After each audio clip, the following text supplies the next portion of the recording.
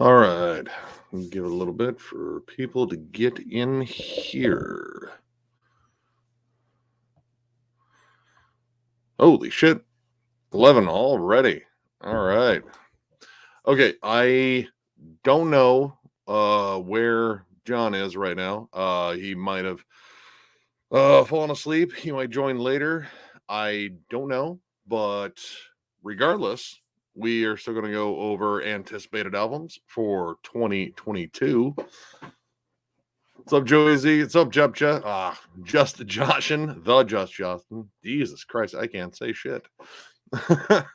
What's going on? All right, we're gonna give it a little bit longer here. What's up, Bassman? What's up, William Cantrell? What's up, Ramon? Holy shit! Oh my god! Hey, what's up, Zach Attack? What's up, Tyler? Holy shit! All right, we are filing in tonight. What's up, Demonic Matter? We're about to go over some anticipated releases. Hopefully, making 2022 better than 2021. What's up, Metal Music Meltdown? What's up, Necro? Oh, I'm sorry. I just read that out loud. What's up, Bezger? Poop Farts. Yes. Is that a band? I'd probably listen to them. All right. Oh, we got almost 20 in here. All right. So I've been pretty much going over different lists in terms of anticipated albums and such, and then just adding ones that I'm anticipating and I think might actually happen. But there's some big ones coming up. And this year, I'm seeing a lot of thrash metal. And that makes me very happy because I am a diehard thrash fan. First off, it looks like 3 of the big 4 might actually have albums out in 2021 or 2022, whatever fucking year it is. I don't know. But yeah, 2022.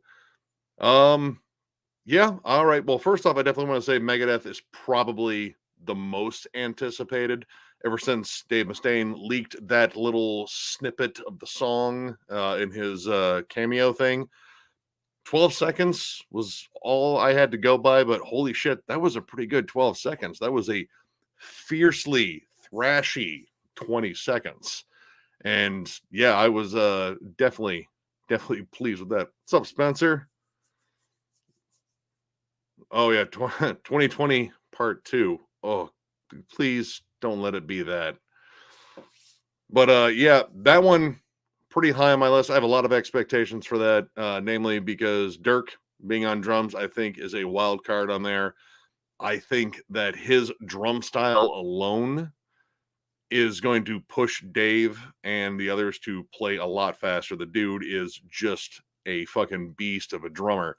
And I mean, there is an old adage, your band's only as good as its drummer, and Dirk's really fucking good. So that one definitely high on my list. Shred, I believe, is asleep. He's probably got to work tomorrow morning, and Jam and John worked thirds last night, so he might be taking a nap right now. So yeah, I'm kind of going this one solo for at least a little bit here. Oh god. Well, let's make the trilogy be the part where COVID dies and we all triumphantly sing then Just Justin.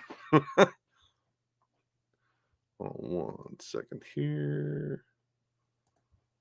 Lock that one. Got it. All right. Sorry, I want to get rid of a bot there. All right. Obviously, next one up in the big 4 that potentially have an album coming out. Might as well just say Anthrax because, I mean, all right, Metallica is always rumored to have something, and I would be down for reviewing it. I'd check it out. I didn't mind Hardwired. I thought it was too long, so hopefully they trim the fucking fat on this one because there's no need for the next Metallica album to be a 2-discer or over fucking 70 minutes. It really is no need there. Let's see.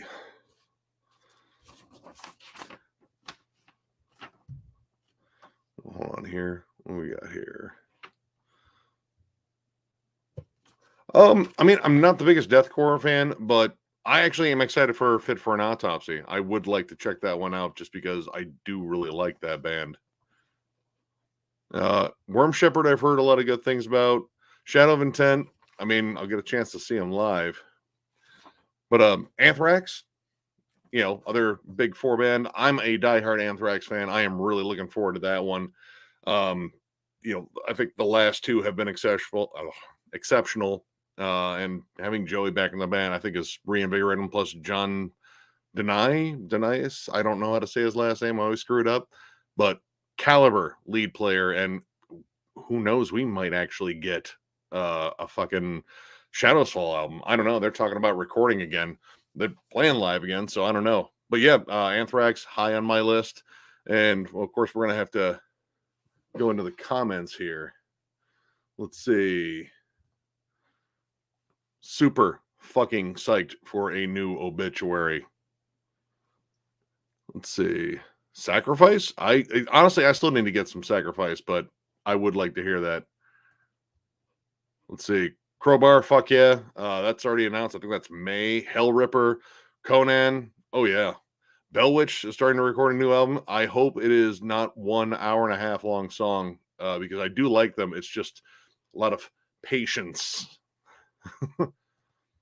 That is an absolute must. I'm super stoked. The single they put out is fucking remarkable. Immolation rules. They don't have a bad album. I expect them to keep that trend going. Voivod, I mean, I'm super excited. They just put out a new single today, I believe, and it was absolutely amazing as well. So I'm definitely planning on reviewing the new Voivod. It's just one of my favorite oddity bands. They are what they are. Let's see.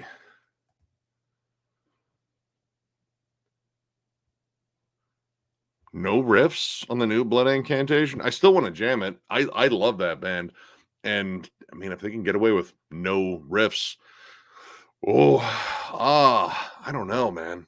I mean, I'll still check it out. I mean, yeah. Dying Fetus, yeah. I just saw the almost. It's still an unrecognizable picture because I see John Gallagher with long hair and a beard, and it my brain doesn't compute. It doesn't recognize it as John Gallagher, not the John Gallagher that I've seen years. But I am super stoked for a new Dying Fetus. I thought the last one was really good. Reign Supreme is one of those benchmark albums for me too. I love that one. Let's see.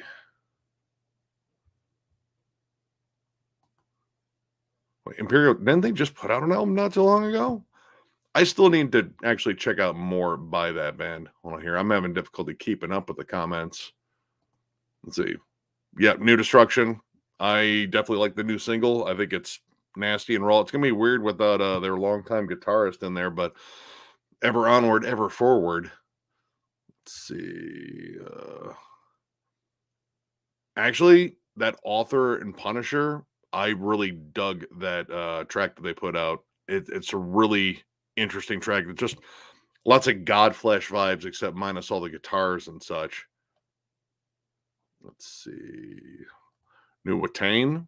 I'd be down to check that one out. I mean, they have a tour going on with Mayhem, I believe, right? I think that's true. I don't know. I have to check. I think it's them and Mayhem and Midnight. So yeah, I'd be down for New Watain. Lamb of God, I give him another go. I wasn't a big fan of the last one, to be honest, but honestly, I still have a soft spot for him. And plus, they put on a killer live show. Let's see, Allegian or Allegian? No, it's Allegian. Yes, I think that's right. They have one single out so far. I love Allegian. I think they are one of the best, I guess it's like progressive melodic death metal or technical melodic death metal. It's a lot of Jeff Loomis worship, but that's a fuck of a dude to fucking worship. That dude is a killer guitarist, and those guys are massively talented. I absolutely love their covers too. Their cover of Subdivisions and their cover of Roundabout are fucking amazing. What's up, Clay? Not a big Sabaton fan, so I don't think I'll be reviewing that one. But I don't know, maybe one of the other guys takes a chance at it. I just can't get into them, and because of that, I probably would not be the best judge as to whether or not it was a good Sabaton album or a bad Sabaton album, because I know the difference. Let's see. Definitely looking forward to new Meshuggah. I will bet that it is genty as fuck, but it'll probably be better than any other gent band that has come out since the last Meshuggah. So yeah, like Meshuggah's the only band in gent outside of maybe like I guess Animals as Leaders and Tesseract that really matters in terms of like my listening. They still whoop ass. I didn't know that Now was recording, but hey, their last one was absolutely amazing. If they want to just strike while the iron's hot, I know they're touring, but I figured they were touring to support the album that they really didn't get a chance to support. I think they only got like one tour for the last one, and then the world shit itself. And I don't know. I'm definitely gonna go see them. I think they're playing in March in Cleveland, and that's the tour with Incantation and Sanguisugabog. That should be a lot of fucking fun.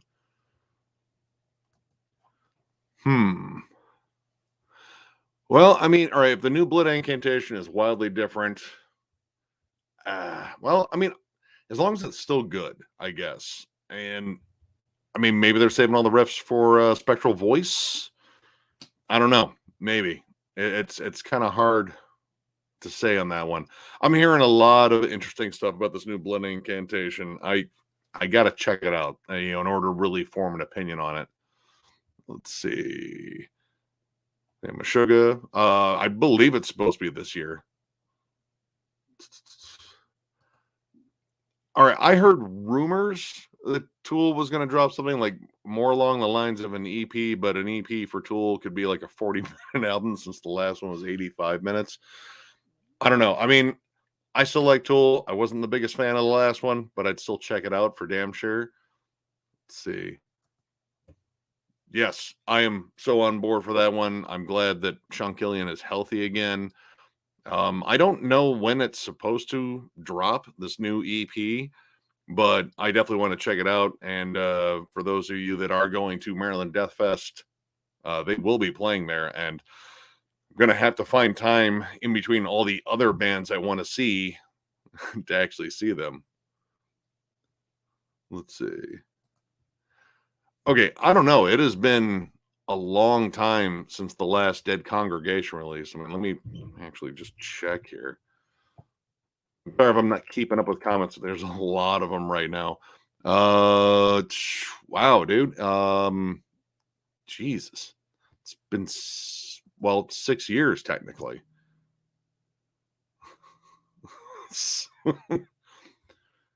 Congratulations, or is that a band? I mean, okay. Oh, all right. I'm down for more Creator. I really enjoyed Gods of Violence. I thought that was a killer album.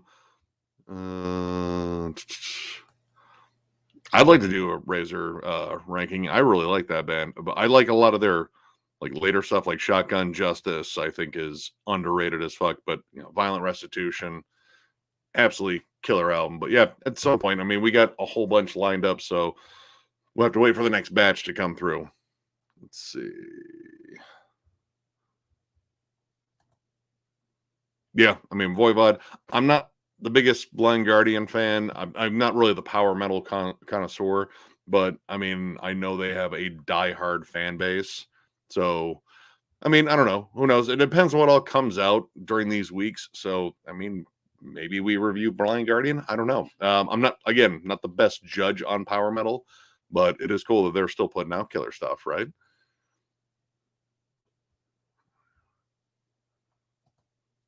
Dude, nice. I'm looking forward to seeing Deicide on that tour for the Legion anniversary. Fuck yeah. Uh, five or six times. A lot of them on our shows.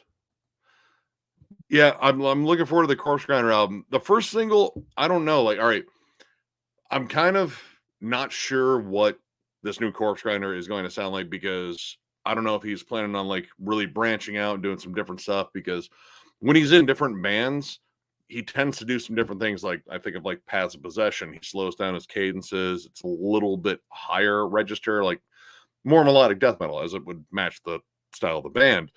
But then you have Serpentine Dominion with the one with Adam D. That one, it was, I don't know, like, again, a little bit different. I just kind of wonder if like they're going to write some different music for him to utilize his vocal range on. Who knows? Maybe he does some cleans or something. I don't know. It seems like anything could be possible, but I have a feeling it'll be probably just like some cool old school death metal. I just don't want it to sound too much like Cannibal Corpse. I want it to sound different so this album stands apart from it. Let's see. I'm down for Wormrot. I love Wormrot. It's one of, like, I think they're a super underrated grind band. Let's see what else we got here. Jesus. Well, that dude's fucking busy. I mean, Athenar, that sort of music, I think he could probably just crank out, you know, whenever he's in the mood. I'm super down for a new Midnight album. I have play the last one to fucking death. I've gone through all their stuff, and after finally seeing him live, dude, they fucking own live. So I mean, hell, if they got back-to-back years with albums, I'm 100% for it. Let's see. Not likely Ghost Rider. I don't think it's gonna happen. And maybe Kerry King, you know, he keeps teasing that there's supposed to be a band he's working on. Let's see. I'd be excited to hear Gorguts. I am more of a fan of their earlier material, like Erosion of Sanity, especially. I like, you know, a lot of their more proggy stuff. I'm not a big fan of Obscura, but I do like was it Pleiadian's Dust, or God, I always screw up the name of that damn album. Oh, let's try to get it right here. Let's see if we can. Pleiadian's Dust. I think it's an interesting one song, but Colored Sands, I think Colored Sands really stands out too. Let's see. Now, I have heard that Testament is actually working on new material. I don't know if they're hitting the studio yet, but I believe, God, it might have been Chuck Billy just saying this, like, yeah, we're already working on new songs for a follow up. And Titans of Creation whooped so much ass. If they are still in that zone, I am so fucking on board. Let's see, Evil, dude, their last one was killer. I think, you know, Ol is going to settle into doing vocals a little bit more, because even he said that was just kind of like, well, we needed vocals, so we did vocals, you know, and he covered them the best he could. I still thought they were a little flat, but he still delivered them well, and the music was flat out awesome. So yeah, I'm looking for more releases from Evil. I'm super glad they're back. Let's see.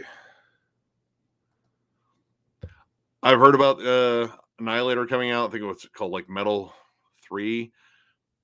I really wish there was a more creative title for that album. But I don't know. I mean, the last one, it was really hit or miss. Oh, that song Lip Service, so fucking cringe. But I mean, Jeff Waters always has riffs. He's always got riffs for you. So I will always go back to the riff well that is Jeff Waters and drink from it, and just like, well, all right, not every song might not be great, but I'm still going to check them out. Saxon, I'm actually kind of excited for a new Saxon. I heard a little bit of the covers album. Granted, it was a covers album, but it was just good hearing them play again, and they sounded really good. So yeah, Saxon. Excuse me. And Amorphous, still a long-time Amorphous fan, though I do tend to gravitate to the earlier material these days, just because I love Finnish death metal. I like what they do now. I liked the last one. I still think Under Red Cloud, I think that was it, or the Red Cloud, it was something with Red Cloud. I think that one was one of the best they've done in terms of their newer sound, I guess, with was it Tommy on vocals? I don't like, Finnish names are so damn difficult to pronounce, but I think that was one of their best. So definitely looking forward to a new Amorphous. Oh, let's see. New suffocation would be nice. I think Jimmy is officially like their vocalist, and it's gonna be weird without Frank. I'll admit that. Like, I'm so used to Frank's delivery on there and him being on there. I guess he might be guesting, which is weird to say that Frank is gonna guest on the band that he helped found, but I'll take it, I guess. I mean, if that's what's being offered, I'd like to hear it just get back to the brutality, like, dude, something like very effigy esque, very Pierce from Within esque. I would be instantly in love with it.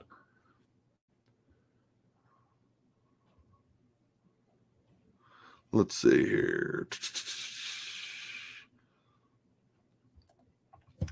I have not heard whether or not Belphegor is releasing anything. I know they just reissued one of their older albums, so maybe that is something to kind of keep the fans happy for a little bit while they work on something new. I don't even know if they're in the studio, but I would gladly welcome a new Belphegor album. I love those guys. Let's see.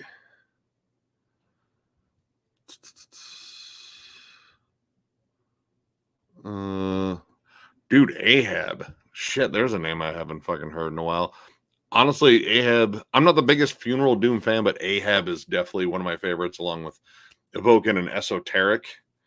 Yeah, I would love to hear a new Ahab.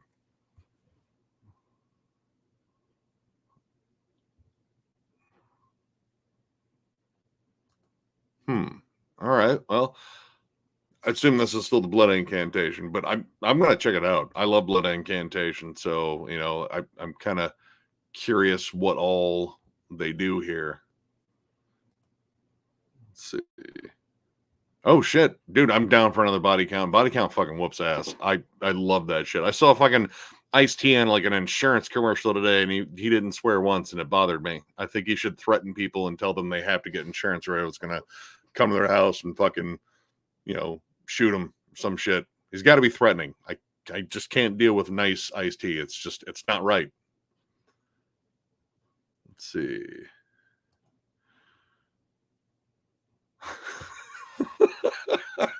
Six Dicks Under? Oh god. Is that a cover band for him? All right. The last thing I heard,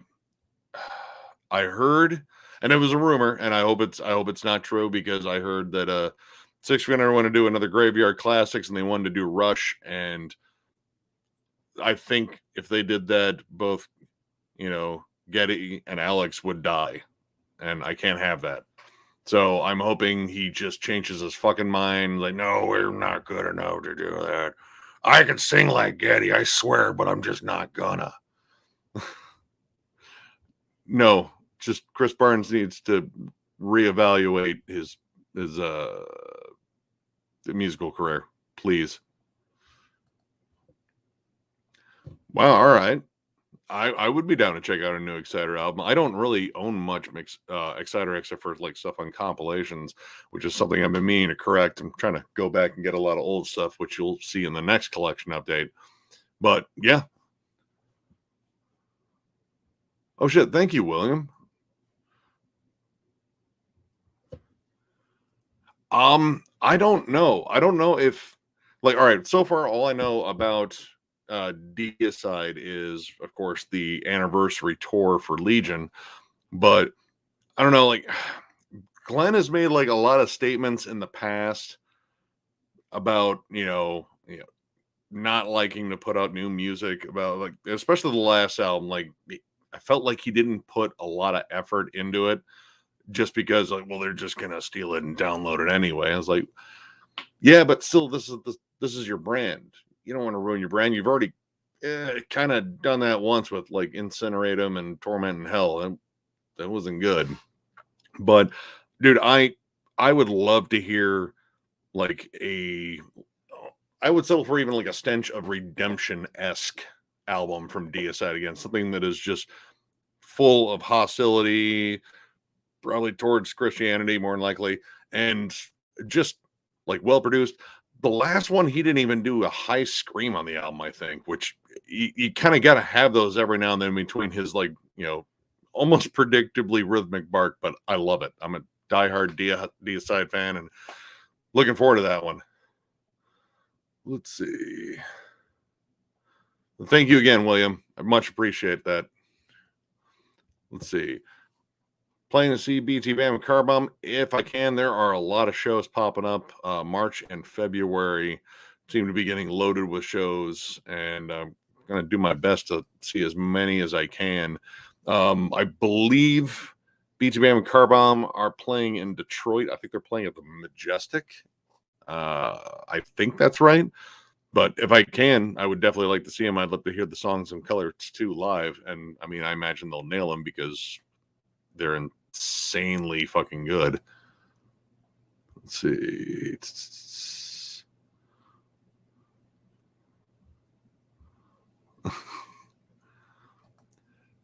Yeah, I think it was all prompted by Jamie Justa, but I don't think it's going to be a hate breed album. I just don't want it to be, again, like just a run the mill death metal album that they just like, well, I did this because I could. I kind of want this one to stand out from at least Cannibal Corpse. Like, you know, I don't want this album to sound like, well, I mean, this is decent, but I could just put on Cannibal Corpse, like literally any album that he's on, and get the same effect. Like, I want this to stand out.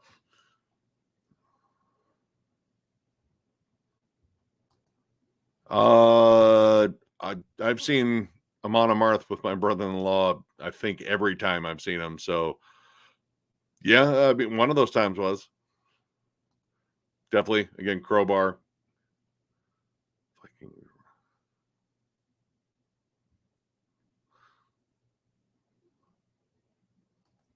Okay, the King Diamond album. All right, I could have sworn that this was supposed to be like a done deal in like 2019 or maybe late 2019. I don't know. He seems like he's had the music done for a long period of time, but he just hasn't released it. I don't know what the deal is. I mean, maybe he decided to stave off the release because they were reissuing every King Diamond album through Metal Blade. I don't know what the deal is. Like, again, I'm not the biggest King Diamond fan. I have tremendous respect for him, and I think Merciful Fate's music is absolutely amazing. I'm just not big on his vocals, namely the high one. But I don't know what the deal is, but apparently everyone says it's coming out this year, and I know Shred is gonna shit himself at some point when it does come out, or just because he gambled on a fart. But he's probably going to be the guy that is behind, our table reviewing it. I might sit in. I don't know. He might have Ren with him on that one. I'm just, well, I don't know. I'm not the guy to review him. I mean, again, tremendous respect for him. He's a fucking pioneer. But yeah, there's a damn good chance there'll be 20 Haunt albums, possibly 2 Beastmaker EPs, and I think I'm going to say 5 of the 20 new Haunt albums will be re-recordings of other Haunt albums that he just re-recorded to re-release again because he likes to do that. I know Shred is actually working on stuff. It's just, time, like between thralls, his job, or like getting a new job, I believe he's working on. It's just, kind of tough to get that together. Let's see. I don't know. I don't know if Guar's actually said they're in the studio or not, but I mean, I love Guar. All right. I didn't get the last one because, I mean, no odorous. I mean, I don't know. It still kind of stings, but I mean, I might just have to get the fuck over that and actually check out the last one. I've heard some tracks and it sounds good. And I know, I forget his damn name, the current frontman. He was a Beefcake the Mighty at one point. So, I mean, they still, kept it in our family. So I'm just gonna have to get the fuck over it and jam it. But yeah, dude, I just want to see Guar again. Guar's fucking fun. Let's see. New Alluvial album. Wow, already? I mean, I really love that last one. I thought it was really fucking good. That song 40 Stories stayed in my fucking head for so damn long. And dude, Wes Hawk is such an amazing fucking guitarist. I am so on board for a new Warbringer if they are working on something. Good luck beating that last album. That last album was fucking amazing. Like one of the best thrash albums that came out last year. Not last year, the year before, 2020. We're still in that great period where I'm going to fuck that up. Let's see, man. A lot of love for Crowbar. Like, I haven't highlighted everyone that said Crowbar, but it is awesome to see Crowbar get so much love. Let's see. Well, here I'm trying to read all your comments here, but I'm trying to get to the ones that have new albums. Let's see. Ooh, Undeath.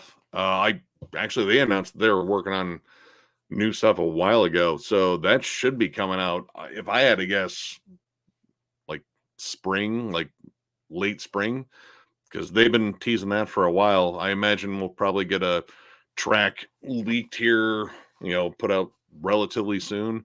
But yeah, they were playing new songs when I saw them both times. So yeah, dude, I'm down for new Undeath. All right. Artificial Brain. All right. I still need to listen to that band. I know they're like really wild, like progressive tech death, I believe. So, man, it sounds like something I would definitely dig. So, but I mean, if they're coming out with something new, I wouldn't mind checking them out. Let's see. New Amorphous again.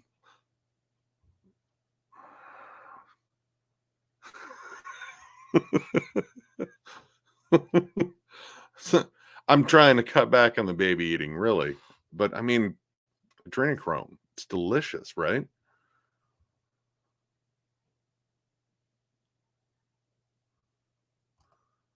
Oh man. I mean, outside of worm rot, I mean, I feel like Nails is due for something other than like members leaving. I don't know, man. Grind. I would love to hear more Grind. I love Grind. Maybe a new Rotten Sound. That'd be fun. Dude, I am on board with Creeping Death putting out a new full length. I mean, I figured that EP was again just sort of like a nice little stopgap release to give the fans something. And however they produce that album, get the same production, because Jesus Christ, that album is so fucking heavy. All right. Hey, what's up, Ryan? All right. Tony Martin, I might check it out. Ashes of Ares. Oh, God, I forget who was all in that band. Persephone, Author and Punisher, yes. Slash, yeah, no. Sabaton, no, probably not. James LeBrie, not without Dream Theater. I'm not a big fan of James LeBrie. Porcupine Tree, fuck yes. Oh my god, yes. I am definitely hyped about that. I did not think we'd actually see another Porcupine Tree album, honestly. Devin Townsend, yes. I don't know if he's put it out like in like on CD, so I haven't got anything, the Snuggles or the Puzzle or the Snuggle Puzzle, I don't know, whatever the hell he called it. Megadeth, yes. Ozzy, I'm kind of curious about this new one. I mean, at least Zach will be on it, so that's something. I know a lot of people didn't like what's his name as the guitarist on there. I thought the last one was okay. I liked it. Soilwork, yeah, I'm always down for more Soilwork. Slipknot, honestly, I like that new track. I still do like Slipknot. It's one of the few new metal bands that I get into. Stained, no Stained. I'm tired of Aaron Lewis. I'm tired of his whiny voice. They haven't wrote interesting music in years. I'm sure there's gonna be some black metal stuff coming up. Hold on, I'm still catching up on all these comments. Thank you guys for loading us up. So, what we got here?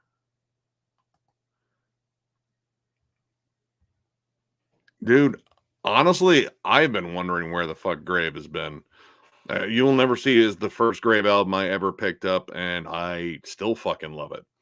But I'm trying to think when the last one they put out was. It was a while ago. Let's see here. Here we are.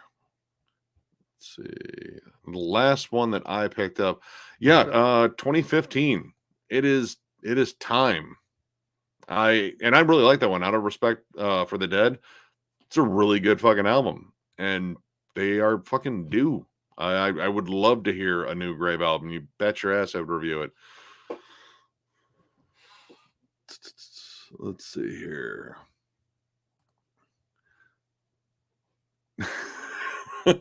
Well, we're talking about the band.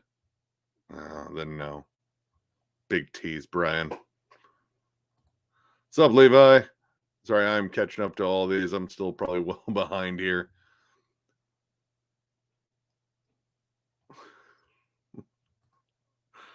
Oh God, no! It's gonna sound like someone squeezing a fucking cicada. Those vocal cords are fucking shot. I mean, I'll have a laugh. Let's see. What do you mean the vocals on that? It was beautiful. I did my best, or least worst. One of the two.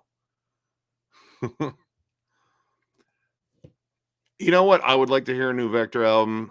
I know I have issues with that band just because frontman, main songwriter, some pretty scummy stuff in his past. I try to separate the art from the artist often, but that one really kind of bugged me. But that being said, oh my God, they're so fucking good. They're such a fucking good band. So, I mean, honestly, I'd definitely try out a new Vector. Let's see. Man, I don't want to listen to all that. Like, that is time I will never get back.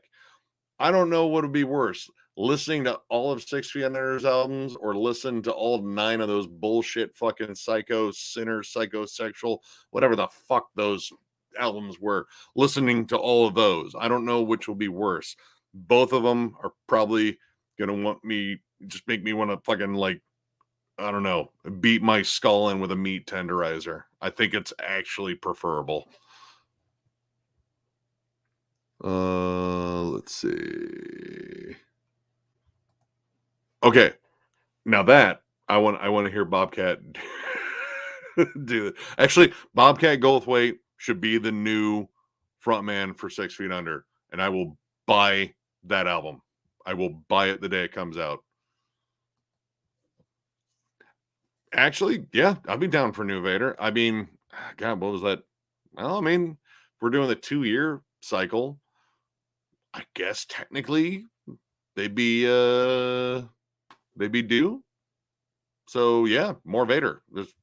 Dude, the last one is fucking unreal. I still jam the shit out of that one.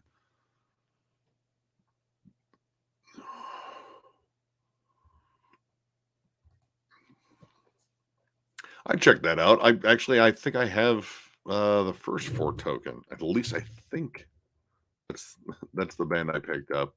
Yeah, I do. Ruin. I thought it was really good. Like really interesting melodic death metal. I'm kind of curious where they kind of go from that one because that was really just all over the place. Very, very epic stuff on there. Alrighty, let's see. What's up, Ice Earth fan? Yep, Megadeth, of course. Oh shit. Dude, go see that show, dude. Blood Incantation. I'm still blown away by the absolute technical precision of that live show. Like that was absolutely insane. And if Primitive Man is on that bill too, oh my god, dude. That's unreal. Like unreal levels of heavy. Let's see. I mean, BT Bam's fucking awesome. It's an adventure every time.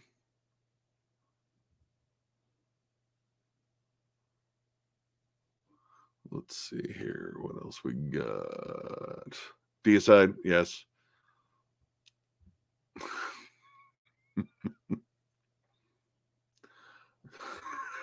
Jesus, Spencer.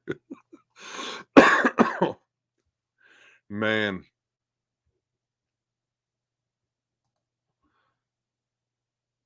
dude, that was one I've been wanting to rank for a while just because it goes like all over the place. They innovated one particular style of death metal that I fucking live by. I've said it in many videos. I'm a slut for HM2. Those first two albums lay the groundwork, and then I don't know. I think it's just kind of ballsy that they just like said, fuck it. This is wildly popular. Let's do something completely different and kind of start something new. Because death and roll, I don't think was really a thing until Wolverine Blues came out.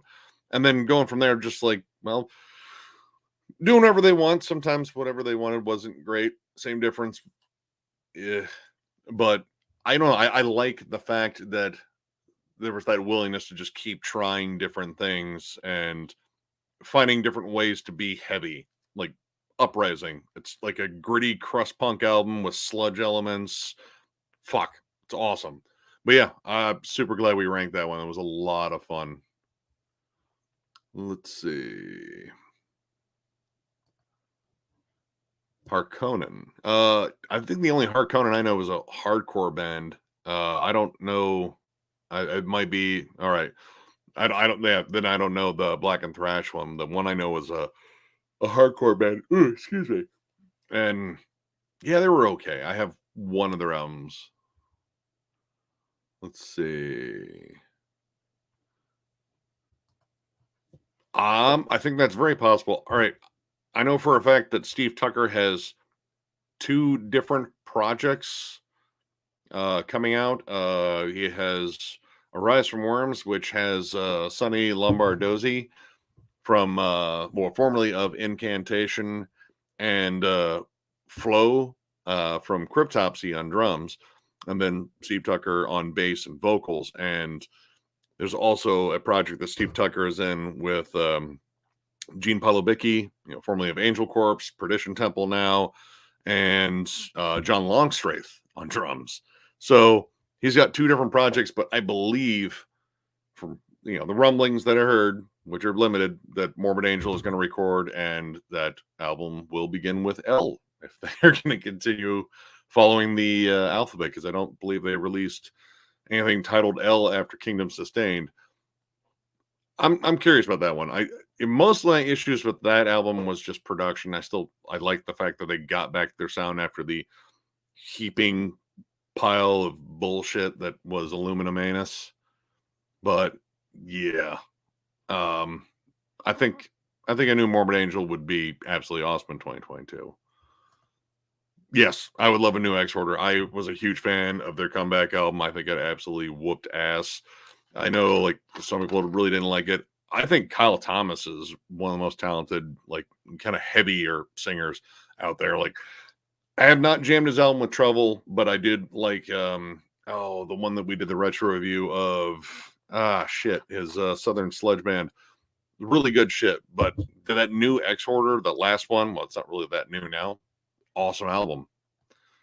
Fuck yes, I would love a new Autopsy album. I want it to be even filthier than that last EP. Just give me all of the Autopsy minus Shit Fun.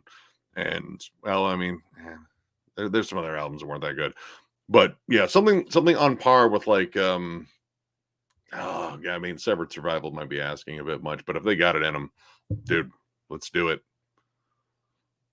Let's see. I would love to hear New Broken Hope. I really enjoyed their last one. I don't know if they're gonna go back further, like, because I mean the last one was definitely more modern, a little bit more fast paced. It was kind of missing a lot of the big lumbering brutal grooves from the earlier stuff. But I don't know. I just want some new Broken Hope. Broken Hope's awesome. Hell, if they did something that was akin to Loathing again, I'd love it too. Let's see.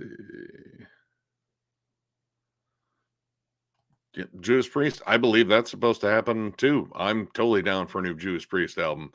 I think that would be absolutely incredible. I have even heard that KK's Priest is going to do another album, which I know I didn't like that album very much, but maybe a second album would be, I don't know, maybe a little bit more refined. I think he was too kind of stuck on the mentality of trying to prove himself and like I'm going to be better than Judas Priest. That might have been the mentality. I can't say for certain, but that's what it felt like, and kind of missed the mark a little bit. But there were still some really good songs on there, so I'm still interested. Let's see.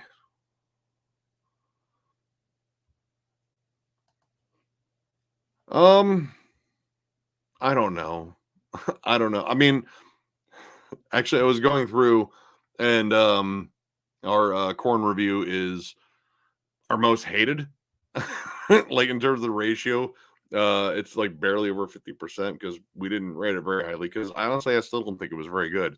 But I'll still check out a new Corn album because Corn was pretty damn important when I was growing up. Like that was definitely a band that got me into a different spectrum of like heavy music. So I'll still have respect for them at least, and I'll try to be nice if the album sucks. I don't know. I mean, Opeth has been waiting a while in between releases here lately, so I don't know. Maybe, I mean, if Opeth does have something ready to go, well, they're gonna have to find an official new drummer. I don't know if the guy from Therion is the full-on replacement, but excuse me, sorry. Yeah, I'd be down for new Opeth. I really liked Incauda Venom. I know, it's one of those bands, kind of like Mastodon. We kind of need to let go of the fact that, like, yeah, they might not sound as heavy as their earlier stuff, but I still think what they're doing now is good. So I mean, we might have to kind of ditch that hang up there. But yeah, down for new Opeth. What's up, Shazazzle? How's it going, man? It's going pretty well here. Let's see. Mean Girls Tour 2022. Oh man. I mean, I just want to see Abigail Williams, but I missed my chance. Yes, I am. I'm looking forward to a new Anthrax album. It's like, I mean, hey, Goat Horror's got something, ready to drop. I'm down for that one too.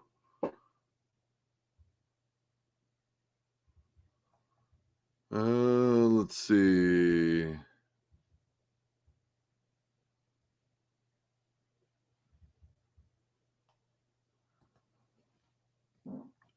New Invicta. Ooh, I've heard of this band. Actually, no, I've seen some of their videos on Metalomania. I know Chris has played them on there, and they sounded really good. So I might have to check them out. You'll know when we rank them, Robert. I can't spoil that. Come on. Oh shit. Well, then April 22nd. All right, I'm fucking ready. Let's see.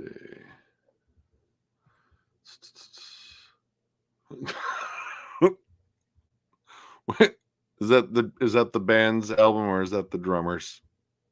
I have to ask. If that's a solo album, then well, I mean, yeah.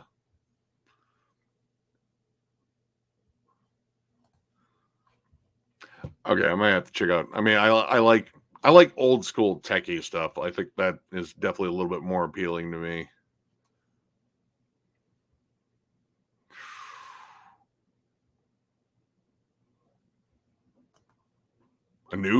Already a new Dream Unending? Jesus, that dude was busy. I mean, honestly, all right. I really love Dream Unending. Can I get a new Tomb Mold album? That's I really want a new Tomb Mold. So yeah, there's a Derek Vella Tomb Mold, a new Tomb Mold album, and then have a Dream Unending one. I'll probably love both, but I want a new Tomb Mold album like a lot. Go to Horror easy. I don't like Go Moon. um Yeah, no, actually, I have heard about that. I know they did the live album and they did the EP. The last 3 Death Angel albums have been honestly some of their strongest work since God, since their early years. So yeah, I think honestly that's one of those bands I just feel like is they're getting better over time, which truly remarkable. I mean, it is sweet. It's absolutely delicious. Robert doesn't know. Oh my god. All right. I'm not familiar with that band. Excuse me. But I mean if it's grind, I do love grind. So I mean, might have to check that out. Yeah, Megadeth. Let's see here.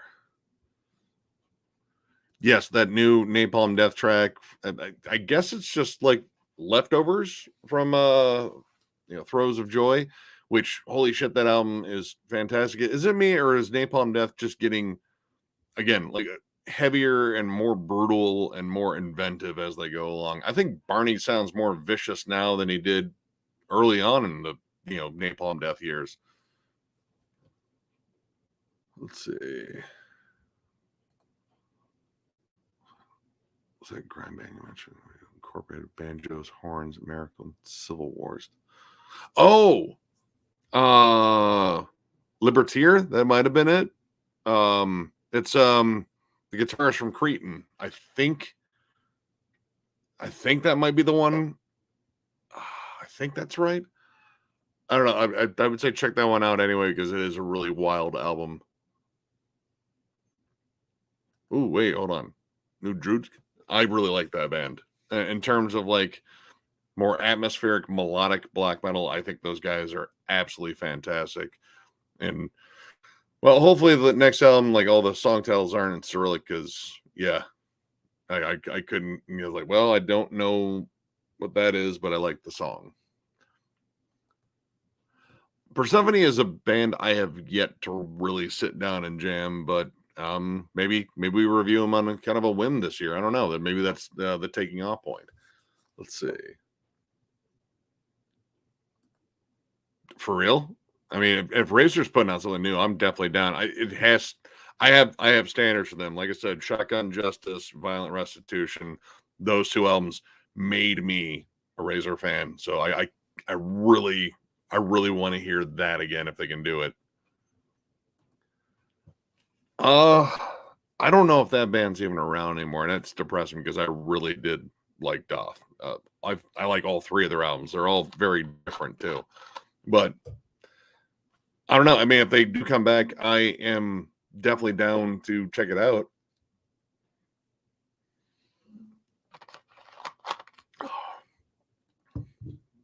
I mean, it has been 2 years since the last Paradise Lost album, not counting the live album they put out, which that live from the Woodshed or whatever it was. It was amazing. But in terms of a studio one, man, God, dude, that last one was so damn good. I still jam the shit out of that. Well, I try not to jam too much because man, it's fucking depressing. But that's just kind of them. They're really good at being depressing. Let's see.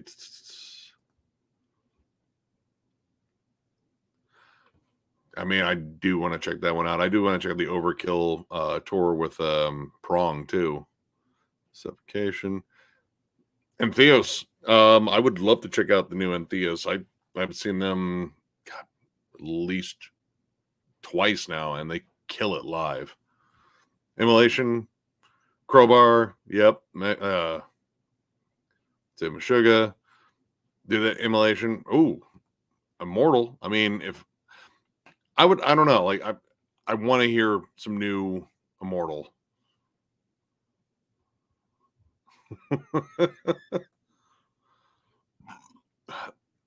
Somehow I don't think that name is long enough to be an actual metalcore band. It needs to be at least half of a poem. That's how I know it's a real metalcore band. Okay. I mean, they're listed as active again. I know they're one of the headliners at MDF. I don't know if they plan on recording anything new. Um, I know. God, I mean, it's possible. I guess I don't know. They haven't announced anything. That's the thing. I want to wait until they've actually said something to the fact it's like, yes, we're coming back and we're about to fucking HM2 your fucking faces off. But until then, you know what? Hey, I'm just glad they're back around. I'm glad I'm going to get a chance to see them. What's up, man? Hey, what's going on, Jeff?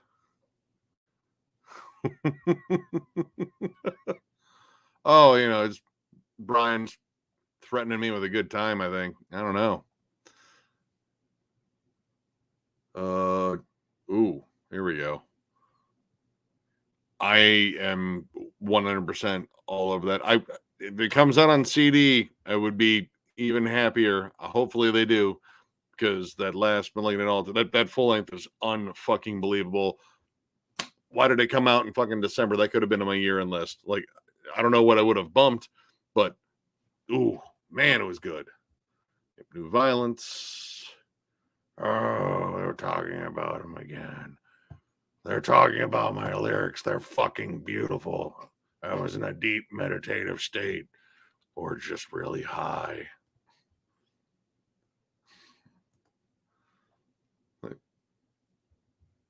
Oh, yeah. Might as well, since I have people here, over on Metal Madness's channel on Friday night, we're going to be going through and doing an Opeth deep dive. So we're going to go through and just talk about all their fucking albums. And, well, I mean, it's Opeth. Opeth's fucking amazing. And there's a lot of room to debate in terms of, well, what's your favorite Opeth? Or are they still a metal band? Are they just a prog rock band now? Definitely come check it out. Friday night, 8 o'clock, Metal Madness 66 channel. And I'm pretty sure there'll be all sorts of dick jokes. I mean, I can almost guarantee dick jokes.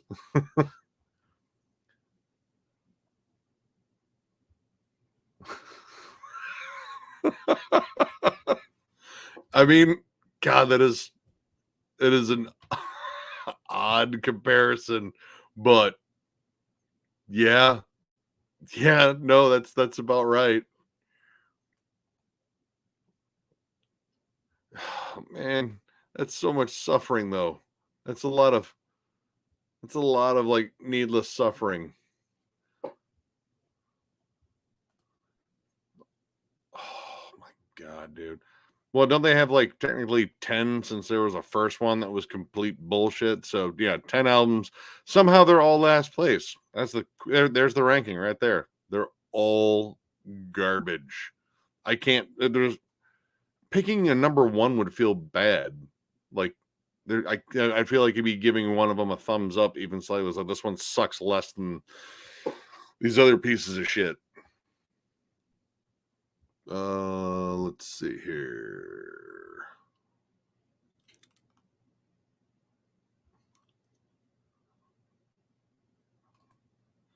Yeah, no, that's the aluminum anus effect. Like I tried to like it when it came out. I put more effort into liking that album than I rightly should have. And yeah, no. It's just awful. It's such a what the fuck album. Candlemass. Candlemass that's my jam. I don't is Torture Killer still a thing? And if they are, shouldn't they find someone other than Chris Barnes to do vocals? Yeah, no. I mean, if Torture Killer is still a thing, I hope they find a different vocalist. Dying Fetus, where I mean that's happening with John Gallagher's long hair and beard, and I think it's John Gallagher. I'm pretty sure it's him. He still glares at the camera like John Gallagher does, but it's weird. Let's see.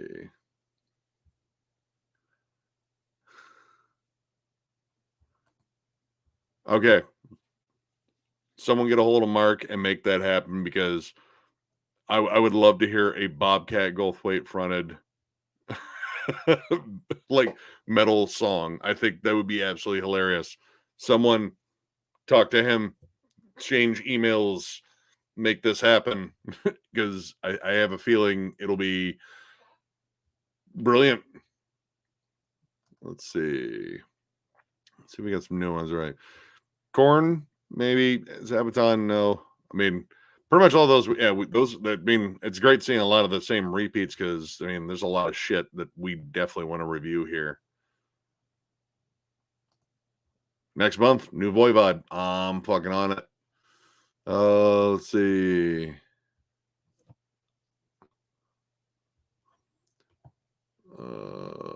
Here we go. Yeah, Revocation. I think it just got recently announced. I'm totally on board with the new Revocation album.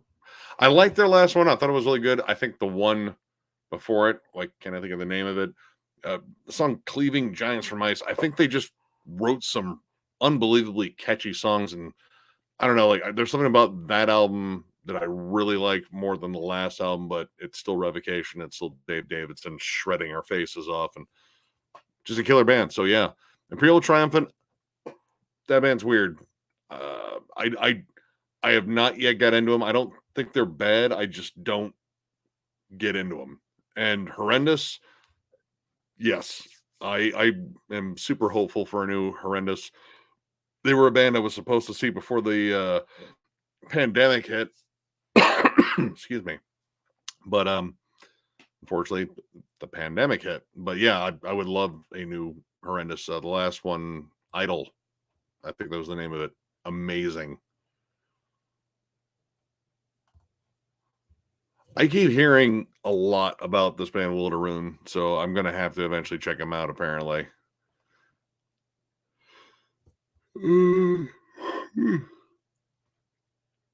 what? He's he's already working on the new Worm album. Well, I mean, I suppose if you just have, one guy that is the principal songwriter, I guess that would probably, come out a little bit quicker. I mean, if he can beat Foreverglade, man, I don't know. That's tough. Let's see.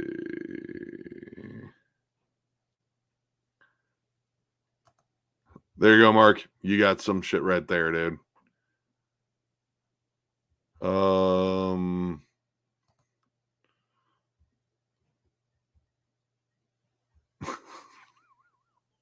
Uh, I would prefer never.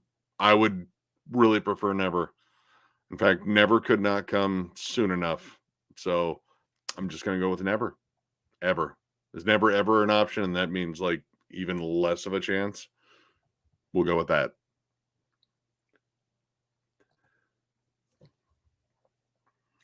Uh I don't think that's gonna happen. I do think Memoriam has definitely stepped up their game, and that is a suitable replacement, I guess, in terms of new bolt thrower, like, because we're not going to get new bolt thrower, but we still have the same guys putting out, that bolt thrower fucking glorious music. I'll stride into battle with the Memoriam plan. Like, that feels appropriate. But I mean, I do jam bolt thrower more, but still, I think we should be happy we got Memoriam at least.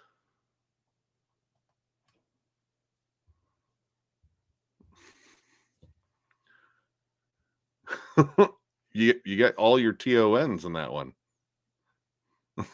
Good one. Well, yeah, I think actually, well, some of those are actually working on new albums. Let's see. See, that's a band I've heard of that I have not sat down and jammed, but Dieva, I don't know, Dave, I don't know. I would be down to check it out. I love Black and Thrash. Black and Thrash is fucking killer. They are definitely due. The last one I really wasn't the biggest fan of. They need something with a little bit more bite, I think. I don't know, like, Actually, Surtur Rising was probably the last one I really got into. But Jan's Viking was still pretty damn good. Oh, shame on you, Spencer. No one wants that name anymore. I mean, it depends on who they get to mix the album. I don't know. I just want, some new Morbid Angel that's like I want at least on par with like Formula's Fatal to the Flesh again. Like I still, I want like, close to peak Steve Tucker era.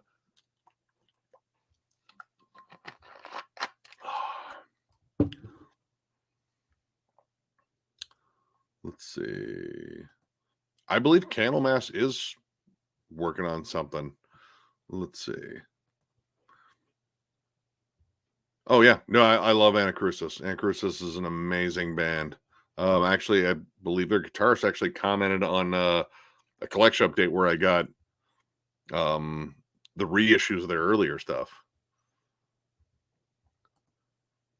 Yeah, I don't know what happened to them. It's been a while since their last album too. And super solid dudes. We actually hung out with them here. They actually played at our local, small venue Frankie's here in Toledo numerous times, and they were always super cool. And Jesus Christ, those fuckers deliver live.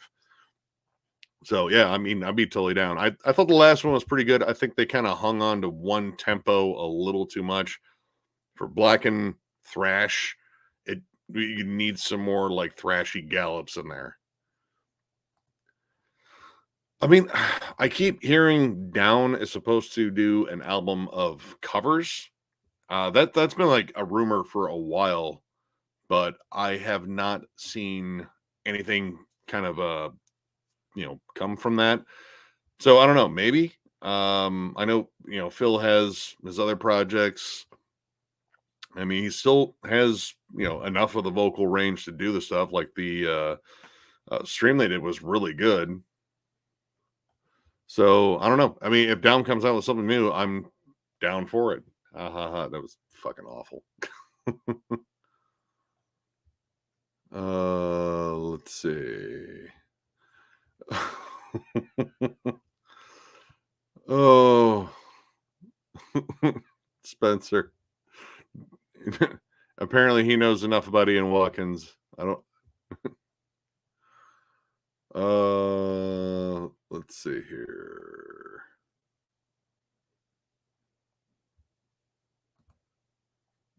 Oh, dude, I have that album. Open Fire, solid album. I don't know if it's my favorite one. Oh man. Was it Viewing the Divine or Beholding the Divine? Shit. I mean, I'd like to say it's the one with a big pair of titties on the cover, but that doesn't narrow it down with Alabama Thunder Pussy.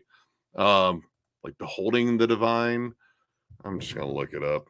That was the one I always went to because I think the first song I ever heard, Staring at the Divine. And yeah, it's I mean, it's pretty divine rack. But yeah, the first song I ever heard was Motor Ready, and it was on a Relapse sampler, and dude, killer. Let's see. No, I don't see. I don't know why they don't do another album, but they are going to play at MDF, so that'd be kind of cool to check out, right?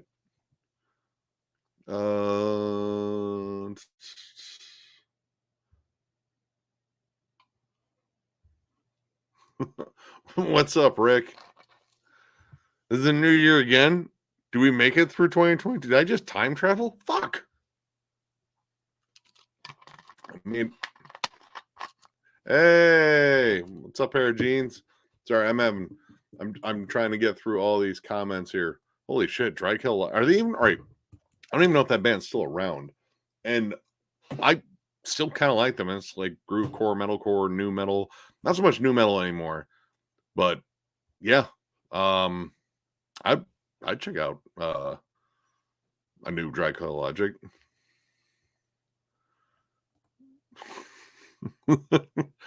Oh, I'm sure he has a lot to say. Like, I'm gonna come. That was terrible.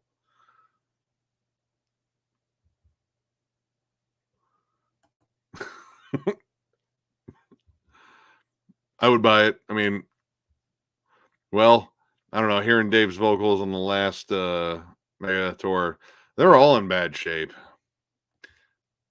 Man, I'm debating about pre-ordering it and getting a shirt because it's immolation. Oof. I'm looking forward to that one. Let's see. Here. Oh, we're almost. No, we're not caught up. Jesus Christ, man. Oh, hold on here. Wait.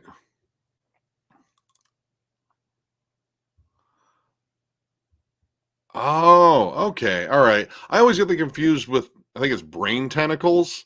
I think that's Dave Witt or White, drummer from Municipal Waste, used to drum for oh shit. Why can't I think of the damn name? Shit. I can Burn by the Sun. There we go. Fuck. Yeah, I get those confused. So yeah, I guess I'll have to check out Artificial Brain. Let's see.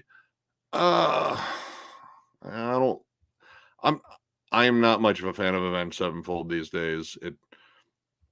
I don't know. It just became really, really dull after a while. But I mean, I might check them out. I don't know. That's one that's kind of a maybe, I guess. I believe Testament is working on material. I don't think they're in the studio, but they are writing, which that's awesome. Let's see. I'm trying to skip over stuff where we actually have brought up the bands. Oh fuck yeah. I grew up on that shit. Yeah. Police, Sting, most of the Police. Sting's stuff is still pretty damn good though. Let's see. What is this? We're getting rid of you. Da, da,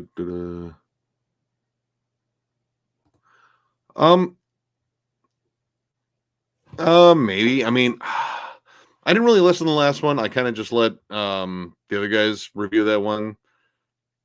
But I mean, I don't. It's one of those bands like I don't hate them, but I'm just not as into them. It kind of falls in that same category that Trivium kind of fell in. Again, I don't dislike them. I think they are actually talented musicians. It's just I'm not that into what they do. Dyer's Burner I might check out. I haven't been like super impressed with any of their recent stuff, but maybe. Let's see here. Oh shit. Sorry.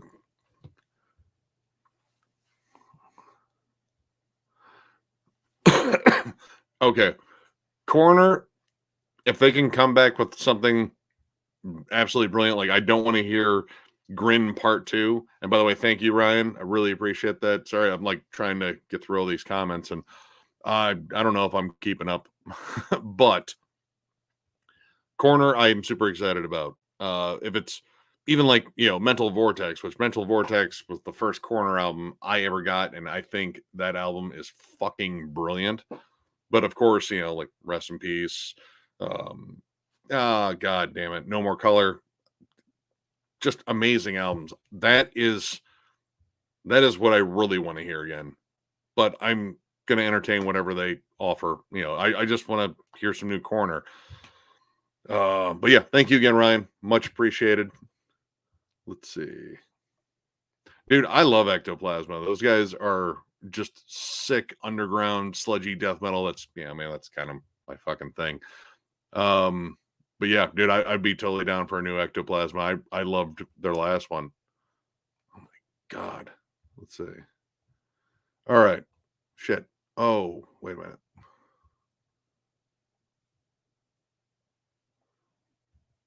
Hold on here. Oops, I hit a button. I went all the way to the bottom.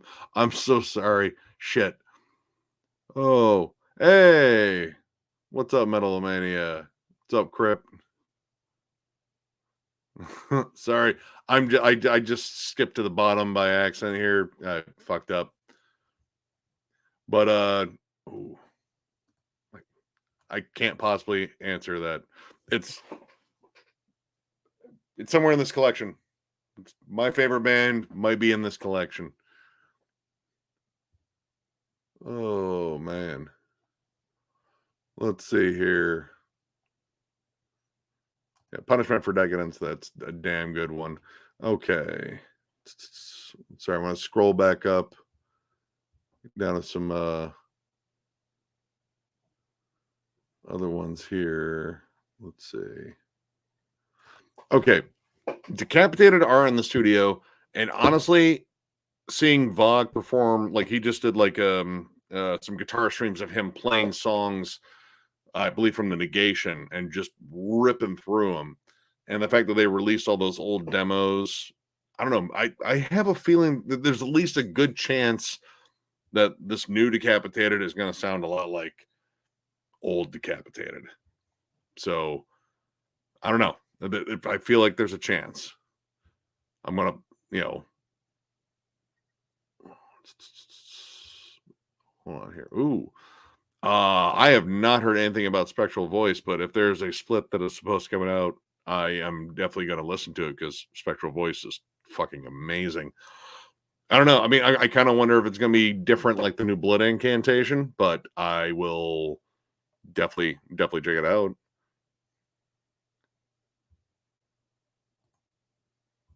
Wait, Demilich put on an EP? I have to look that up. Because those guys have been, well, not putting out anything. Well, maybe, I don't know. Maybe it's like a re-recording of a song. Let's see.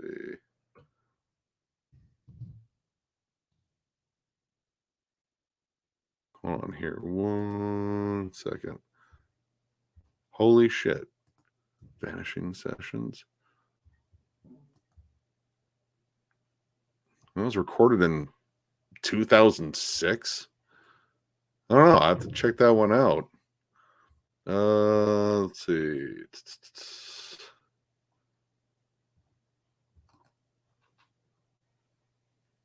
Oh, dude. Honestly, dude, that new Nunslaughter is one of my favorite like Nunslaughter albums. I fucking jammed the living shit. The song "To a Whore" was on constant repeat. It is so damn catchy and well fucking funny. Oh, come fell on the phone or the screen at least. I don't know. Mistakes were made, all by Dave. Oh man, dude. Okay. God, man, these are getting hard to keep up with. Oh, I didn't. Came in the mail not too long ago. So that one is worth getting. Go get that new Cadaveric Fumes. Dude, and yeah, that is I don't understand that one. I really don't understand that one. Like they broke up immediately after it was released. Oh, well, tell you what, I think we covered a lot of new releases. I did. Oh, well, actually, there's a couple that, well, a couple of you guys didn't bring up, so I'm going to bring up some more here. Scorpions. If anyone is excited about that one, I'm kind of excited. Maybe about a new Scorpions album. I don't know. I haven't jammed any new tracks. I probably should do that just to gauge my excitement at least. Let's see. Wow, we did cover a lot. Call to Luna. I absolutely love was it the Cold North or whatever that video is with the pulsating beacon of light going through the maze of tornadoes and all sorts of crazy shit. Let's see here. Zealand Ardor. I will definitely want to check out that. I love Zealand Ardor. I think that whole project is brilliant. Let's see. Matt Pike versus the Automaton. I don't know if you guys have seen that video.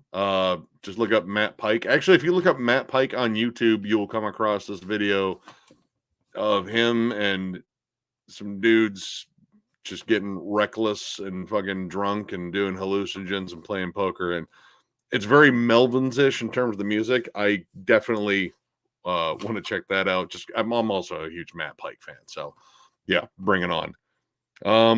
Let's see. Hath, Hath, band out of believe New Jersey, like blackened melodic death metal, like a little bit of dissection worship, also a bit of hypocrisy. Their debut full length is fucking amazing. If you haven't heard it, looking forward to that one.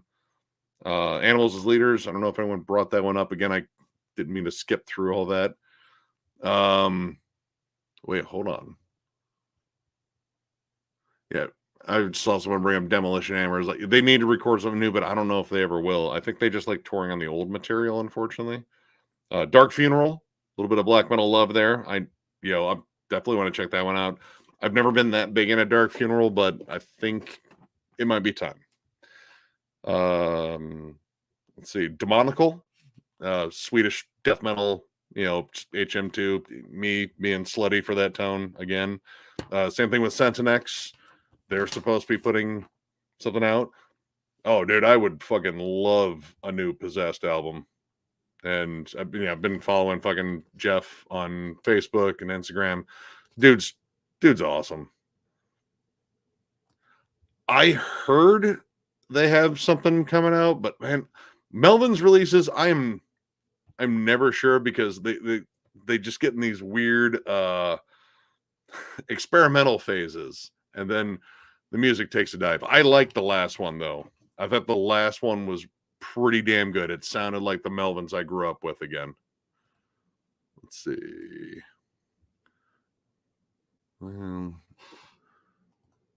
Triptychon. I mean, I think they're supposed to be working on something new.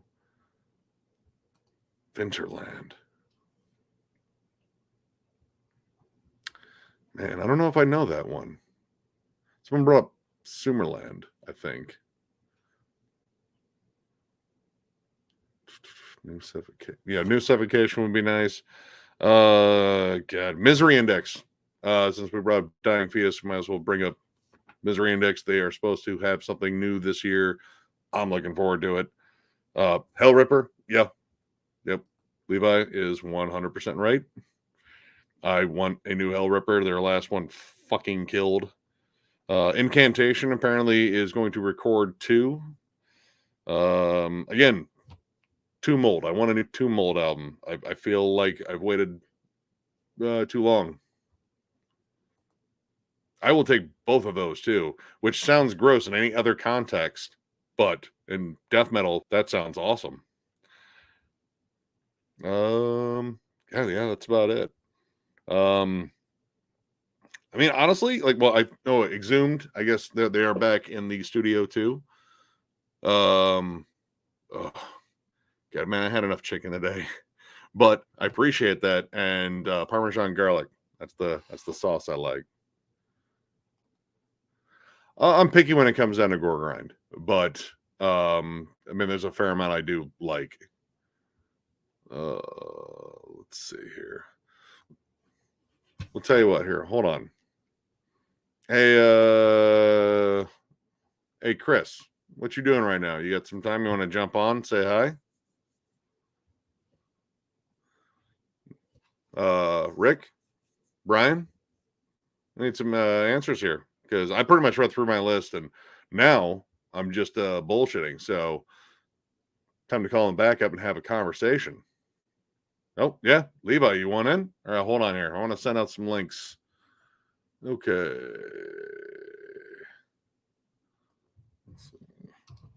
So give me a second here. All right. And oh, damn it.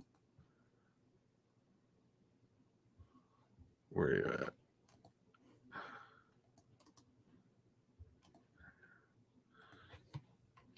Okay. Sending out links. Oh, latest Panopticon. I will definitely get that on CD. I need to get more of their shit. I'm slacking. Oh, well, here, I got to hit you up on Instagram. So give me a second here.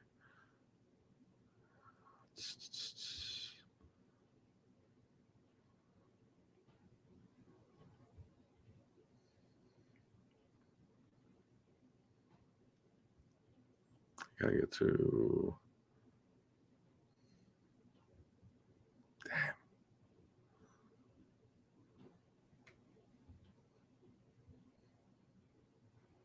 Hold on 1 second. I just gotta. Where is it? There we go. Okay. Hold on. I'm gonna send out some links here. Oh. Hey, what's going on, man? How's it going, Nick? Oh, hold on 1 second here. Oh, no, I was getting to you. I just couldn't get to fucking Instagram. Hold on here. I want to get everyone else here. Paste. All right. Where? Copy paste. Yeah, I gotta. All right, where's Rick at? Or did he say? Oh, wait, I mean Brian.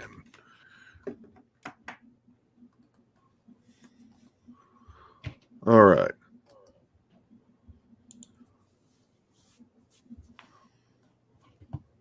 All right, we're gonna get them in. Hold on, we're rounding up a whole crew of people to talk with here. We have Levi from Thrashman899. If you guys have not subscribed to him, subscribe to him because subscribe to him. That's the only reason you need, right? Exactly. He's a horrible person because he hangs out with me. You're such a bad influence. Horrible, the worst. Don't sell me short. Goddamn, where is he?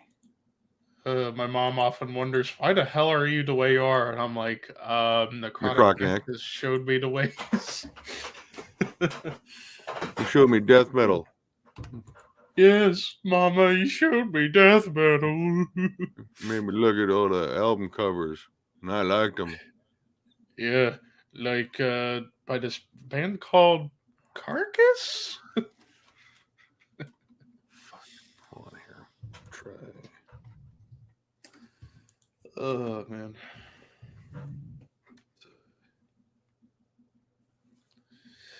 But how was your day, Nick?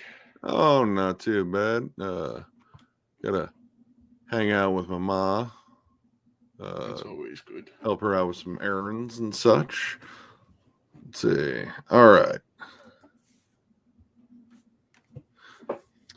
Let's see. Yeah, I sent links to Rick. Jeff, you got one too. Oh, there he is. Hey, there's Nick. Hey. What up? What's going on, man? I can't hear anybody. What the fuck? You can't hear anybody? Why? Huh? That's really weird. I cannot hear, and my volume is up all the way. What is going on? Let me leave and come back. I want to see. See what's set up here. We'll try to get on my laptop. Actually. Okay. I'll be back. All right. Well, that was brief. Yeah. Okay. Well, Nick, I wanted to show you some stuff I actually got today. Oh, what'd you get? I got a whole bunch of shit in the mail, but I'm not going to show it up. Oh, good album. Dude, I think that's one of my favorites. I think it's the most underrated one out of all of them that I have. I think Soulside might be just because it's the Soulside, yeah. Damn good album. Damn well EP. Yeah. Well, it should be, honestly, considering now, because it's longer than I, and it's 6 songs. Well, I mean, one of them is like 12 minutes? Oh. I might have been. Hey, there's the guy. What's up, gentlemen? Back safely from your trip to all over the goddamn place? Yeah, brother. And I was just showing Nick some stuff I actually got today in the mail. I got good old Ravishing Grimness Dark Throne. It's a great album. I love that album. This nice one. And then this one, I'm ashamed I didn't have it before. Oh, yeah, dude. That's a great album. dude. I one of my need to favorite. get more Testament stuff. I guess we can call it a comeback album. I don't know. The I would, Gathering was yeah. boss though too. Yeah, The Gathering was great, but yeah, definitely after a long 9-year hiatus and I mean, well, they going got through a lot of Skolnick shit. back. Skolnick's, Yeah. yeah. Yeah. But I mean, like, dude, I mean, James A Murphy god. was badass too. Mm-hmm. Yeah. So how was everyone's New Year's, guys? How was your New Year's? I went over to Miller's, and instead of watching the ball drop, he actually timed out. He found one of those things on Facebook. It's like if you start so and so at this time, the ball will drop right around this time. And it was the breakdown and domination. So if we started, I think it was with by 32 minutes and 49 seconds. Like if you start it like that much time before the ball drops, your year will start with the breakdown and domination. Nothing wrong with that. Dude, I mean, it's one of my favorite breakdowns. I fucking love that breakdown. Yeah. So that was pretty damn fun. Oh. But yeah, it's been pretty cool. I've been talking to Sonny from Rise of Worms, and we're still trying to get that together for that whole sit down BS with Steve Tucker and Flo. Fuck. Oh damn. And then yeah, out of nowhere, Mike Hamilton from Deeds of Flesh and Exhumed, the drummer, gets a hold of me and say, "Hey, you guys like coffee?" I was like, "Hey, holy shit, you're fucking Mike Hamilton from fucking Exhumed and Deeds of Flesh." And he's a big fan of the channel and shit. So yeah, it was like, I always smash the like button. Always. Oh, that is way awesome, brother. That's good shit, man. But yeah, well deserved, my friend. He wanted to know if we wanted to try his coffee. I was like, I'm not a coffee drinker, but me neither. Shred and Miller, they love coffee. Quick shout out to Iced Earth Band. I wish I had it here, man, but I actually have a Lucille. I have a full life-size Lucille that someone got for me. So damn it. The brain and stick. Well. Yeah, man. Yeah, for any of our interns that get lippy around here, man, we got to keep the fucking Lucille bat around. You know what I mean? One sec here, I got. And I'm still due to have Jeremy from Broken Hope on my show eventually. We just interviewed Genocide Pack tonight, man. Genocide Pack with the new release is pretty kick-ass. Nick was there, by the way. Thank you, Nick. I appreciate that. Oh, dude, not a problem, man. I've been eyeballing that one for a while, just because, like, dude, I love that band. When I saw them open up for fucking, again, like Gay Creeper, Incantation, Dying Fetus, they were the first band on, and fuck, dude, they were amazing. Yeah. I checked out their last album that came, or their first one that came out in 2018, I think. It was pretty good. Torment, Order of Torment. Dude, Order of Torment. There you go. Decimation Grid. That fucking song that sold me almost the second I heard it. Fuck yeah, heavier than elephant nuts. I love it. I mean, it's got that old school caveman fucking knuckle dragon vibe, but I honestly, this new album I like even more. It's kind of closer to the first album. Like, you know what? They're just better musicians too, man. They're, not that they weren't good before, but their musicianship has definitely elevated for this new release, in my opinion. It's a fantastic release. We talked to their drummer on the show tonight, as you know, but yeah, that was a lot of fun, man. That's a good release. Bands on that vein, while we're at it, I noticed that Power Trip continues to insist that they're an active band. They're still an active band. I never hear rumors about a vocalist or anything like that. Have you guys ever heard anything along those lines? Nah. The only rumor that I heard, and it was a while ago, was that they were trying to. Oh, here we go. There we go. There you are, Jeff. What's up, Jeff? They were trying to get the former frontman of Iron Age to be their frontman, because Iron Age was the band that inspired them. Yeah, that would be a good fit. He's also the frontman for Eternal Champion too. Oh, Iron Age. That might kind of like split them up a little bit, though. I don't know. Iron Age just lost a member too. Like he died. Sorry, man. I had my Iron link. I started hearing all the fucking craziness going on. I'm like, where's that coming from? Oh shit, it's me. I did the same thing when I joined, brother. I did the same thing. I hear voices in my head. Well, hey, I want to show Nick something real quick. Check it out. Oh, fuck! Yeah, that's badass. Oh, stellar shirt, brother. My kid picked one up for me from Creeperama for Christmas, but what I came to find is that I've turned into a fucking fat ass motherfucker since last year because medium shirts usually fit me pretty loose, not loose, but loosely. Man, this motherfucker is grippy. It's a little grippy in the midriff section. I'm not too happy about that. What happens when you eat too goddamn much and don't exercise and barely go anywhere for 2 years? You know? Jeff, did you want to send Brian a link? Did you send it? I couldn't find him in my fucking. Well, I can send it to him in my. Did you send Rick?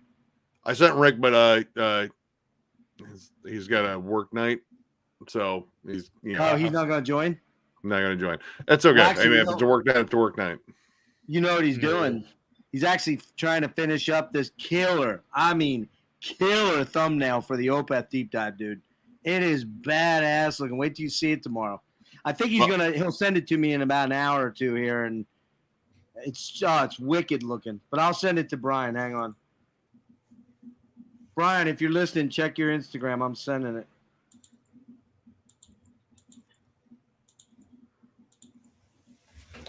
Oh! Shout out to Ryan. I see Damage Incorporated is watching out there. Yeah. Ryan. Shout out to Ryan, brother. Much love to you, sir. Dude, that is a bad. I need to get. I didn't pounce on those sweatpants you showed me, Jeff. The thing ones. I should have fucking got them. I just got my Videodrome shirt, Nick. I know that's something that you'll appreciate. Dude, I fucking love that movie. Yeah, brother. It kind of makes sense, but I don't care. It's just no, it's just cool to watch. It's weird. As much as a Cronenberg film does. Yeah, right. Brian, check your Instagram. I just sent you the link. So. Yes. Yeah, Nick, you nailed a bunch. I came in a little bit late because I've been packing since 2:00, and I was making a lot of calls and finding out that my dad and I are probably going to be homeless at the end of the month. No joke. I wish I was kidding about that. Shit. Holy shit, brother. Well, you didn't, Chris. I haven't talked to you in a while, but I got COVID back in November. My dad got it, and our landlord got it. We live in a split level house kind of out in the burbs. Real nice place. Very cheaply. But I didn't know this until all hell broke loose. My landlord died. He went into the hospital and really never came out. He went in, came home for 2 days and was back in, put him on a ventilator about 2 weeks later. He was kind of up and down, and he just had massive organ failure because he had COPD. He had 3 heart attacks, was a chain smoker for years, and that's you are a prime candidate not to make it back from that with COVID. Yeah. Right. My dad, who's 81 almost, did survive because he didn't have those comorbidities. If it wouldn't have been for me being here, he'd have died. There's no doubt. But because my landlord died, we didn't know this at the time, but he had this house tied up in a reverse mortgage. We're out of a house. We're literally, doesn't matter that the mortgage company can come and take this house at the end of January. They're going to try and sell it. I got nowhere to go. Literally, I'm calling places, begging them to see us. And, the money isn't huge. We don't have tons of money to just go drop in on some palatial estate somewhere. You know what I mean? And I'm calling a lady today, and I'm talking to her, and we're literally thinking about moving like 25 to 30 miles away from the area that we live in, which is Lancaster, PA, kind of where the Amish are, in that area there. And talking to this woman, everything's kind of rolling along. We're right in the price range, 2-bedroom, everything's cool. And then I say, yeah, we have 2 cats. How much will that cost us? Because it said pets are allowed, right? And she goes, oh, I'm sorry. That's an old listing. That shouldn't be on there. We don't allow cats anymore. I'm like, and I know my dad, I can put my cat with my daughter for a while, but my dad's cat, he'd rather fucking kill himself than not have his cat. And I'm like, Dad, we may have to do something with him. Like, take him to a farm or something. He won't last long. But so then there's that, and then we start talking about the income, and we don't have the income necessary to rent this place right now. We have the money, and we can pay it every month, but they want you to have, they want you to be making $50,000 a year. It's like, this guy's a retiree. Are you kidding me? It's like, so it's really scary, man. Literally in about 4 weeks, we're not sure what we're gonna do. I've got a lot of calls into various people, Office of Aging and all this stuff like that. I'm not sure what we're gonna do.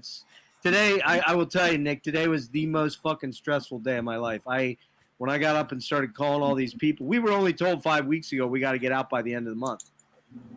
Over the holidays, when everything shut the fuck down and nobody's working, and my dad was in the hospital, freezing cold and shit. Yeah. Well, and my dad was in the hospital himself until Christmas Eve. He was in a rehab center recovering from COVID. And we're like, what the fuck are we going to do? We may honestly have to go rent a hotel room in some less than ideal place till I can find us something.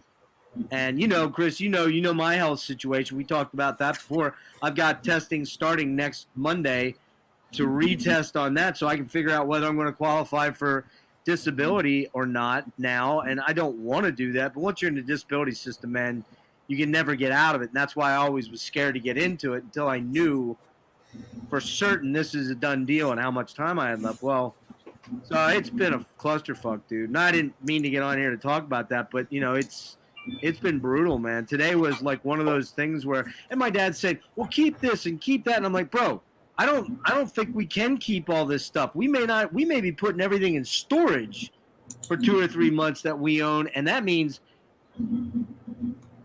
shrinking everything, man, as much as we can, shrinking everything. You know what I mean? So, yeah, maybe I'll go start a GoFundMe for me for a housing. I just read an article, dude, that during this dick for pandemic, cash, right? I mean, unless you're into that.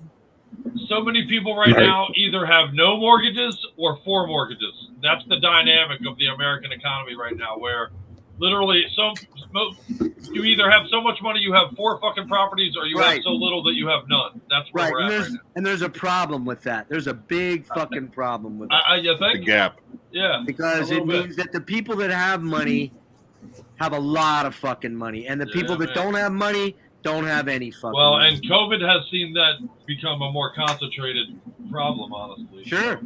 Absolutely, man. Yeah, it's I'm sorry to hear that, brother. That's an awful situation, man. The worst problem was that I didn't know this until he died. I did not know that my dad didn't have a lease agreement. They were buddies from work.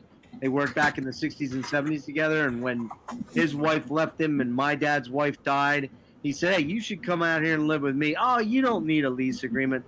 When I found that, I'm like, Dad, what the fuck? I moved in with my old man, paid him month to month, and could always just take off when I wanted to, if I wanted to. Now I'm basically stuck with my old man. If I leave, he's got nobody. So if I don't take care of him, we're fucked. And I already started looking into placing him in a retirement community, but he never saved any fucking money. So he doesn't have any money. He doesn't have a retirement to tap in. He used it all. And it's like, Dad, you're going to be living off your Social Security, which means they're going to try to find you a place and they'll slot you in when they can. But that also means that it might take 6 months to a year. And then, there was never any plan. Well, and they're going to take every fucking dime he's got. And they're going to take every dime you have, which, that's right. That's the reality of it. That's the reality of it. And that's that. Right. At least if he had a roof over his head, I could go find. Like right now, I've got 3 places I could go. I can move in with my good buddy who needs a renter. He's like, hey man, you can come up here. You don't even have to pay me the first 3 months. Just get your shit together, get your medical situation figured out, and then you can pay me. We'll figure something out. And him and the other issue is my mom has money for me, but it means I gotta get rid of my old man. So I gotta figure that out. It's a clusterfuck. Hang on, I think Brian's. Oh. No, Chuck. Chuck was calling me. I don't think he wants in on the stream. Oh. Well, Dreadful Minutes, to talk about Dreadful Minutes comment, the middle class issue. I'll be back. I'm going to grab a smoke. Yeah. It's a statistical fact that the middle class is shrinking right now, and it's the fucking fuel, if you will, that drives our economy. The engine literally drives by the way of the middle class, you know? Absolutely, man. So the rich don't really pay taxes, and the poor don't pay taxes. Who pays all the taxes? The middle class. That's and right, if the middle brother. class disappears, they're the wage earners. Yeah, man. It's and there are an incredible amount of parallels between today's situation we have and the throes of empire, of every empire we've ever seen that's ever existed. You know, the end of the Roman Empire, the disparity of wealth, man. It can only grow and stretch like a rubber band for so long before it breaks. Well, and at some point it's gonna fucking explode. And we saw a lot of that over the summer with all the riots. That was just the very beginning of where this may go. We are in troubled motherfucking times, and the pandemic has accelerated it. Everything you hear now is liberal this and conservative that and this. Well, we're getting dumber and louder. So that's a problem. Exactly. You nailed it, dude. Dumber and louder. Dumber and louder. I was watching a live stream about one of my favorite football team, and they were talking about the whole the COVID protocols in the NFL, and the guy was a writer, and they were talking about Aaron Rodgers, how he lied about being vaccinated. He used the word immunized, but he really wasn't vaccinated. And then he lied about what he really was. And then he was in these meetings with no masks on, and but all of a sudden in the chat, it blew up into, you're a fucking woke liberal prick, and you're a conservative piece of shit, and you're just a Trumper, and you're just a fucking Joe Biden Brandon guy. And it's like, man, you know what we really need? We need all these people to kill each other. Yeah, that is what we need. We need them all to kill each other. There's no voice for the middle left. I don't want to be on any team that the red and blue team neither appeals to me at all. Fuck my level. I have no interest in being on either. Dude, I fucking hate politicians. Every politician should be rounded up and summarily shot in the head. And I mean, I always hear that left-wing, right-wing, man. It's the same fucking bird. Come after me, YouTube. Go ahead. Every politician is worthless. They're worthless as fuck. AOC is as worthless as fucking Joe Manchin is fucking. I don't want any team that would call Mitch McConnell or fucking, Nancy Pelosi, any of them. Any team that would claim them as members, I'm not interested. Well, anyone that would say they're good people are fucking bad people to me. Yeah. No thanks. Yep, I agree, dude. We're right on the same. There's no voice for the middle any longer. That's the problem.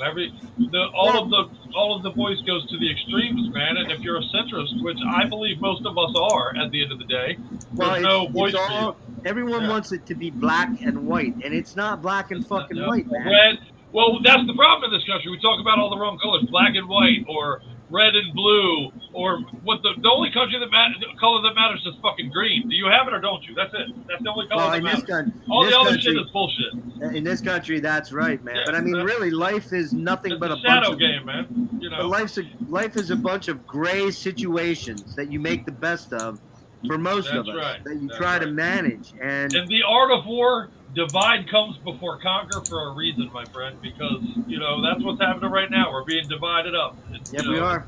And I mean, I stopped watching news. I got no time for it. I stopped watching news like 2 years ago because, I was not a Trump guy, was not a Biden guy either, but I'm not a woke liberal. I'm kind of a social liberal where I'm a little off to the left of center when it comes to social issues, and I'm kind of a fiscal conservative to the right a little bit on the financial stuff, but I'm pretty much down the middle. I believe you just described a good solid 80% of our population. Most of our population is. But nobody wants to hear from that part of the population any longer. You have to be on the extreme somewhere to be heard. You have to be out far right or far left if you want to be heard. 80% of us stand right here and nobody gives a fuck what we have to say. No, because we don't have enough money to influence, and we're not poor enough to be sucking off the tit of government all the time. Hey, sir, man, I agree with you, sir. Divide and conquer. Divide comes before conquer for a reason, man. There's a reason for that. It's pretty scary, man. It's pretty scary. Yeah, man. I gotta believe. Let me check in with Rick real quick. I guess he must have told Brian that he's got. I'm sorry, not Brian. Nick, that he's got stuff going on. Levi, what's the number one most anticipated album on your 2022 list, sir? Oh my Lord, there are quite a few. But if I had to go with one, just to hear the curiosity of where they're going, Broken Hope. Oh, nice, yeah. Yeah, I'm anticipating because that I have well. all 7 of their albums, and the fact that I'm eventually going to get to interview Jeremy, I'm definitely going to be asking like, how's the writing going with that? Because I saw they were in the studio, not this past August, but the August before. So it was like, ooh, they're working on stuff. I hope it's a full length, not just an EP. But I just gotta wait and see how it turns out. So cold out there. It is cold out there, brother. Don't get me started with the cold, and then tomorrow's going to be cold worse. and windy, man. That wind knifed through my body and my soul left it. That was not my breath escaping. And we're supposed to, down where I am, we're supposed to get like maybe 4 to 5 inches of snow. Hey, Nick. You can have it. Chris and I made the mistake of talking politics for the last 7 or 8 minutes. Everybody fucking left. Oh shit. There was like 80 people. Then now there's like 30. But I mean, 30. Well, I mean, it's almost midnight. I mean, it's getting late, and we started to jump into the non-metal stuff. So we can go back to the metal stuff. We'll come back to metal. Oh well, yeah. I mean, shit, dude. Like I said, I had a giant list of stuff that was coming out, and made sure to have this out because on the back of my Opeth notes, which I re-ranked them out. Man, I don't know. Like some of this, it's a tough one to rank out. Yeah. Because like with Opeth, there's nothing bad from them, but there are definitely ones you definitely prefer over others. I don't like Pale Communion still. Believe it or not, I actually really liked Pale Communion. It's definitely not like top 10. It's maybe like second to last for me. But it's such a boring album. It's like, for me, it's like literally the sound of nothing happening. And Heritage, I still kind of struggle with, but that one, I don't know. It did tap into that, early prog loving stuff. Yeah. But I don't know, like coming off of Watershed, right? Watershed, it's my favorite. I love that album. That album is beautiful. I gotta get through. I have notes, copious notes for all the albums with the exception of the last one. Well, I would say the 4 prog albums. And then Watershed, actually, that's one of the ones I listen to least, strangely enough. Oh, man, I know over that one. Yeah, and it's weird because I remember liking it when it came out, but for some reason it's, my go-tos for the older stuff generally, and I shouldn't be giving this away because we're doing it Friday night, but my go-tos are generally Still Life and Blackwater, and then if I jump into the, I tend to go to a lot of the proggy stuff like Sorceress, and I know you don't love it, but I kind of like Heritage a lot, actually. I like, right. I know it's slow and it's sort of almost too slow and in developing song structure-wise. I like the haunting. I like I Feel the Dark. I Feel the Dark, I think, is one of, I love that song. I think it's a great, I think, honestly, it's probably my favorite song on that album. But, I don't know, like, it just doesn't sit well with me, mostly because where they left off at before that, like that's a hell of a fucking transition. Radical transition. Yeah, 1000%. I mean, but again, like I don't think it's like a bad album. It's not a Saint Anger. It's not an Illuminatus.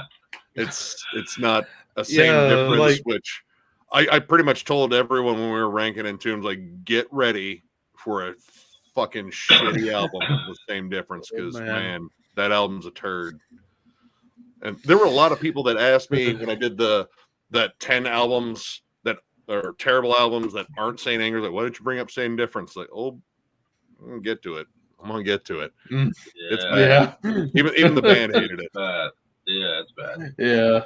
But they righted it wrong with Uprising. I fucking love that album. It's a punky fucking dirty party. It wants to fucking fight you and then buy you a beer.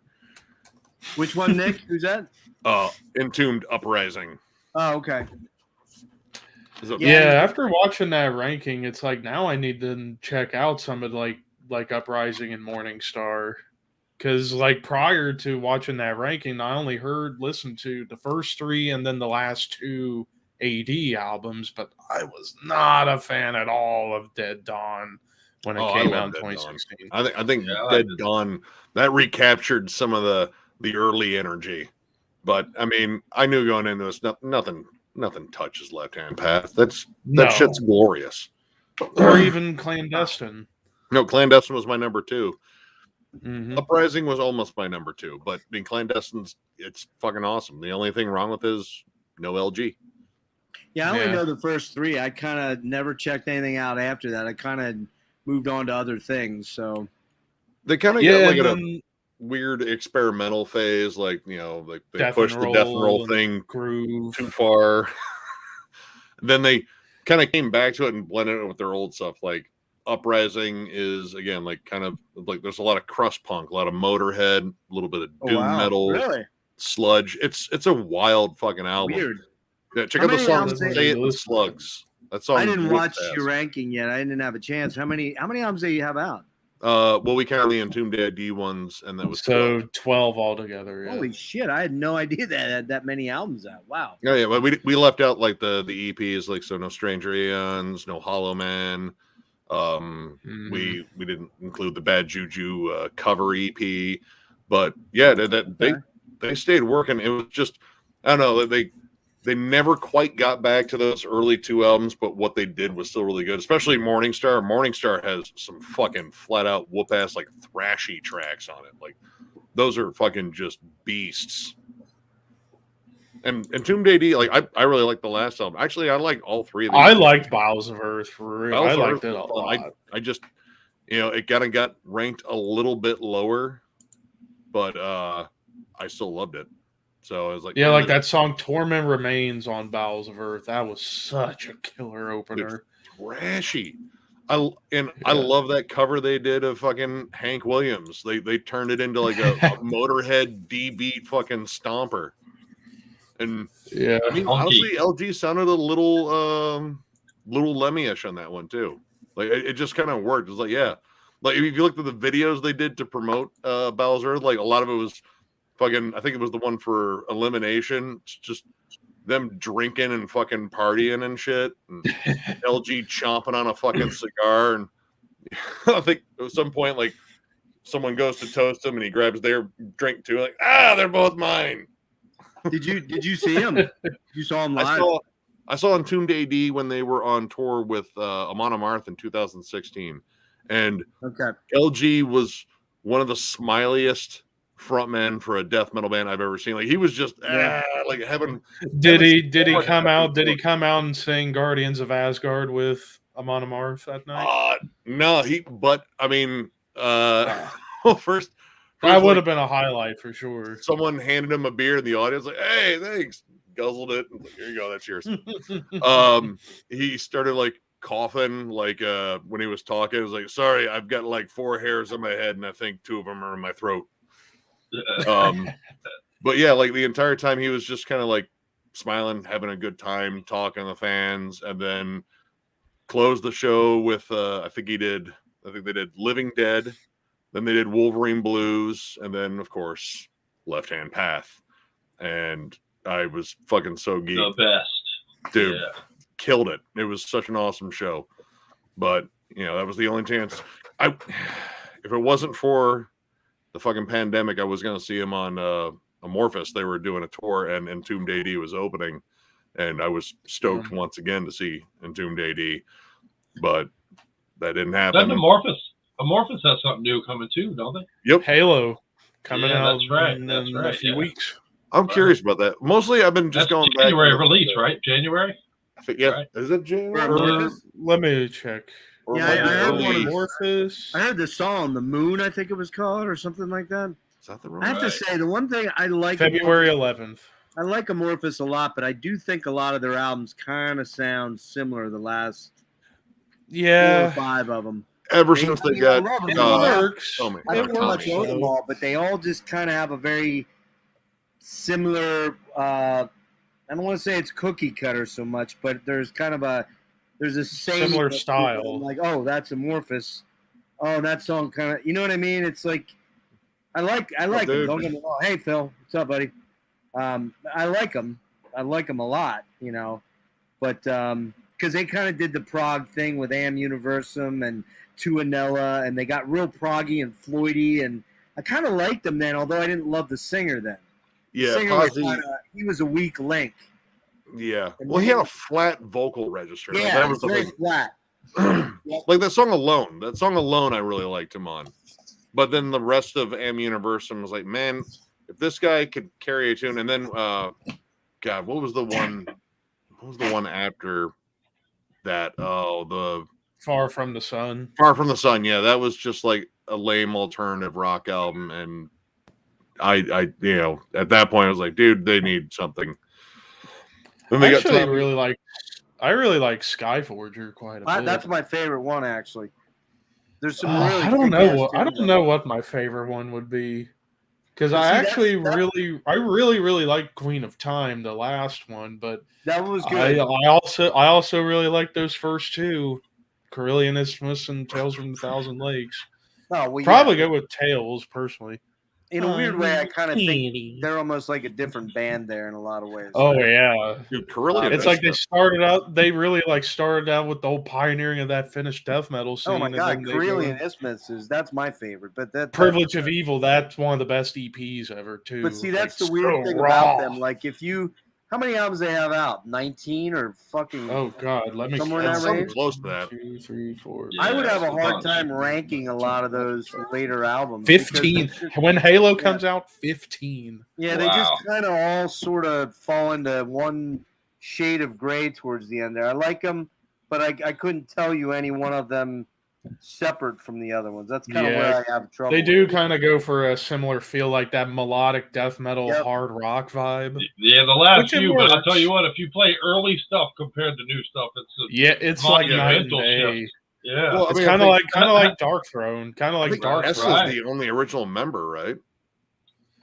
I think they got actually 4 guys have been there since the beginning. Oli, Jan, Issa, and Tommy K. Oh, okay. All right, the other one, because the other Tommy is the Tommy Joustin. Right. Yeah. Right. He is. I think ever since they got him, they really kind of settled in on one particular sound, but varying degrees of success. Like I think was it From Under the Red Cloud, I think. Yep. Yeah, I love that album. I think that is one of their strongest ones. I need to get that one too. It's a good one, and the last one was good. What was it called? Queen of Time. Queen of Time was pretty solid. It has some great songs in it.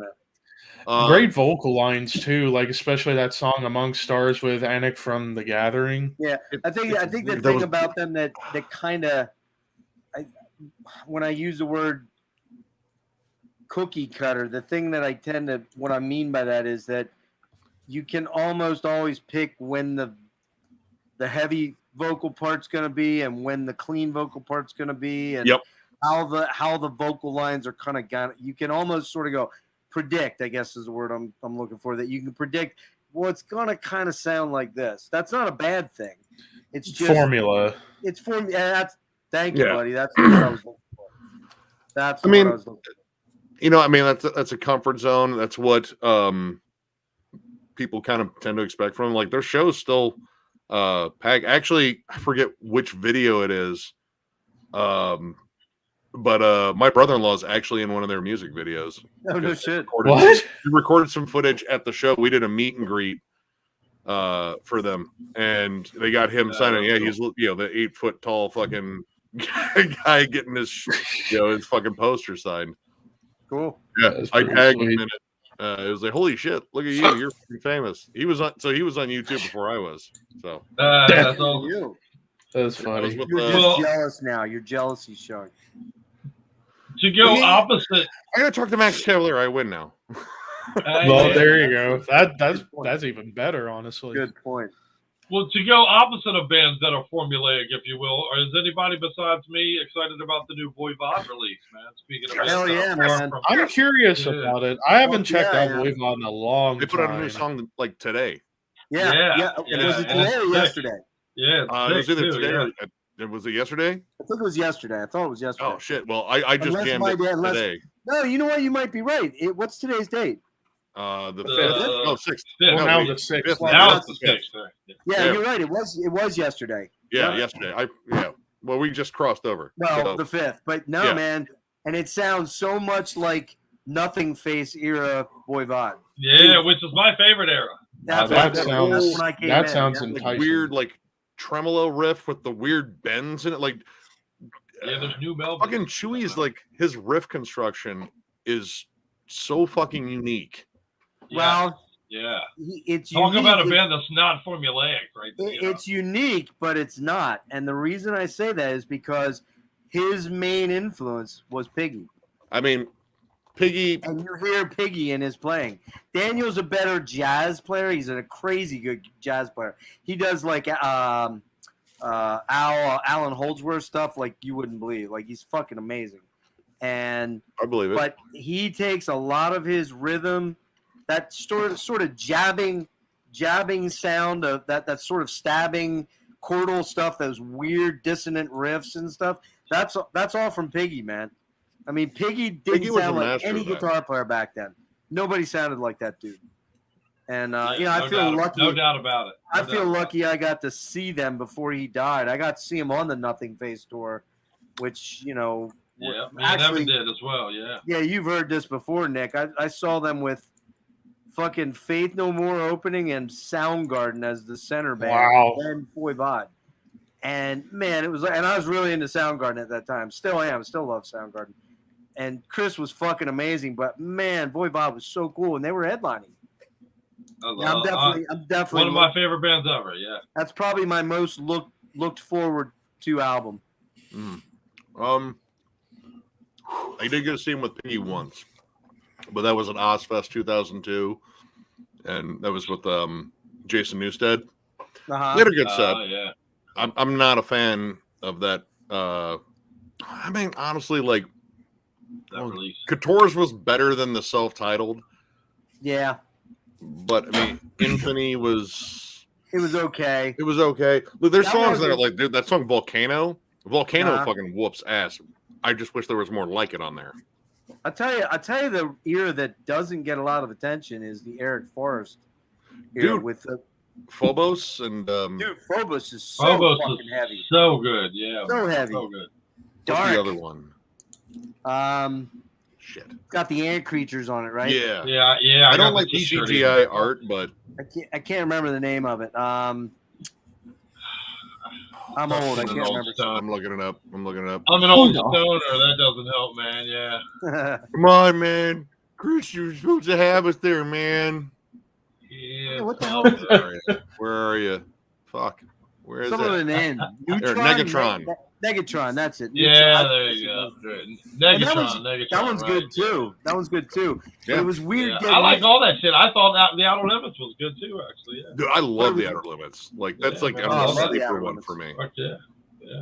I mean, I even like Angel Rat. I know people. I love Angel Rat. I love that album, man. Fuck yeah. But my favorite will always be Nothing Face. That album, that's the one I first heard. I totally fucking fell in love with that weirdness and strangeness. And I was like, yeah. Well, see, I've always still been a big fan of Dimension Hatros. When they started to kind of get into where they would go on Nothing Face, but retain their speed metal style. And Killing Technology is fucking killer too. Yeah, that one too. Yeah. That was when that's where I got into Voivod was Killing Technology. That was the first one I ever got. And then I backtracked and got Roar, and I got More Pain and all that. Ravenous Medicine, that music video. Coming forward. So weird. Nothing Face. I wasn't expecting Nothing Face when it came out at all. When I first heard Nothing Face, I was like, whoa, this is quite a departure. Really different. Over time, it grew to become my favorite ever. So. Dude, for real? Oh, cool. Pallbearer. I mean, dude, yes. More Pallbearer. Holy shit. Yeah, that's not a bad thing. You know who's a band that hasn't put out something like a full length in a while that I would like to hear? Bell Witch. Someone brought up Bell Witch.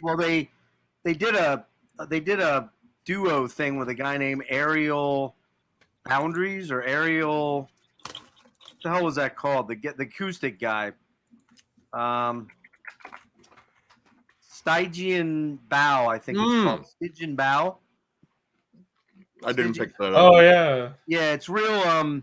It's really atmospheric. It's kind of like acoustic with acoustic singer songwriter mixed with the Bell Witch kind of coolness. You know, that real ethereal, blackened sort of atmospheric weirdness, and that was good, very good. But you're right; they're due for one. I would imagine Crip Sermon might be coming out with something now because I would love to hear a new Crip Sermon. That last I one love was that so last good. album.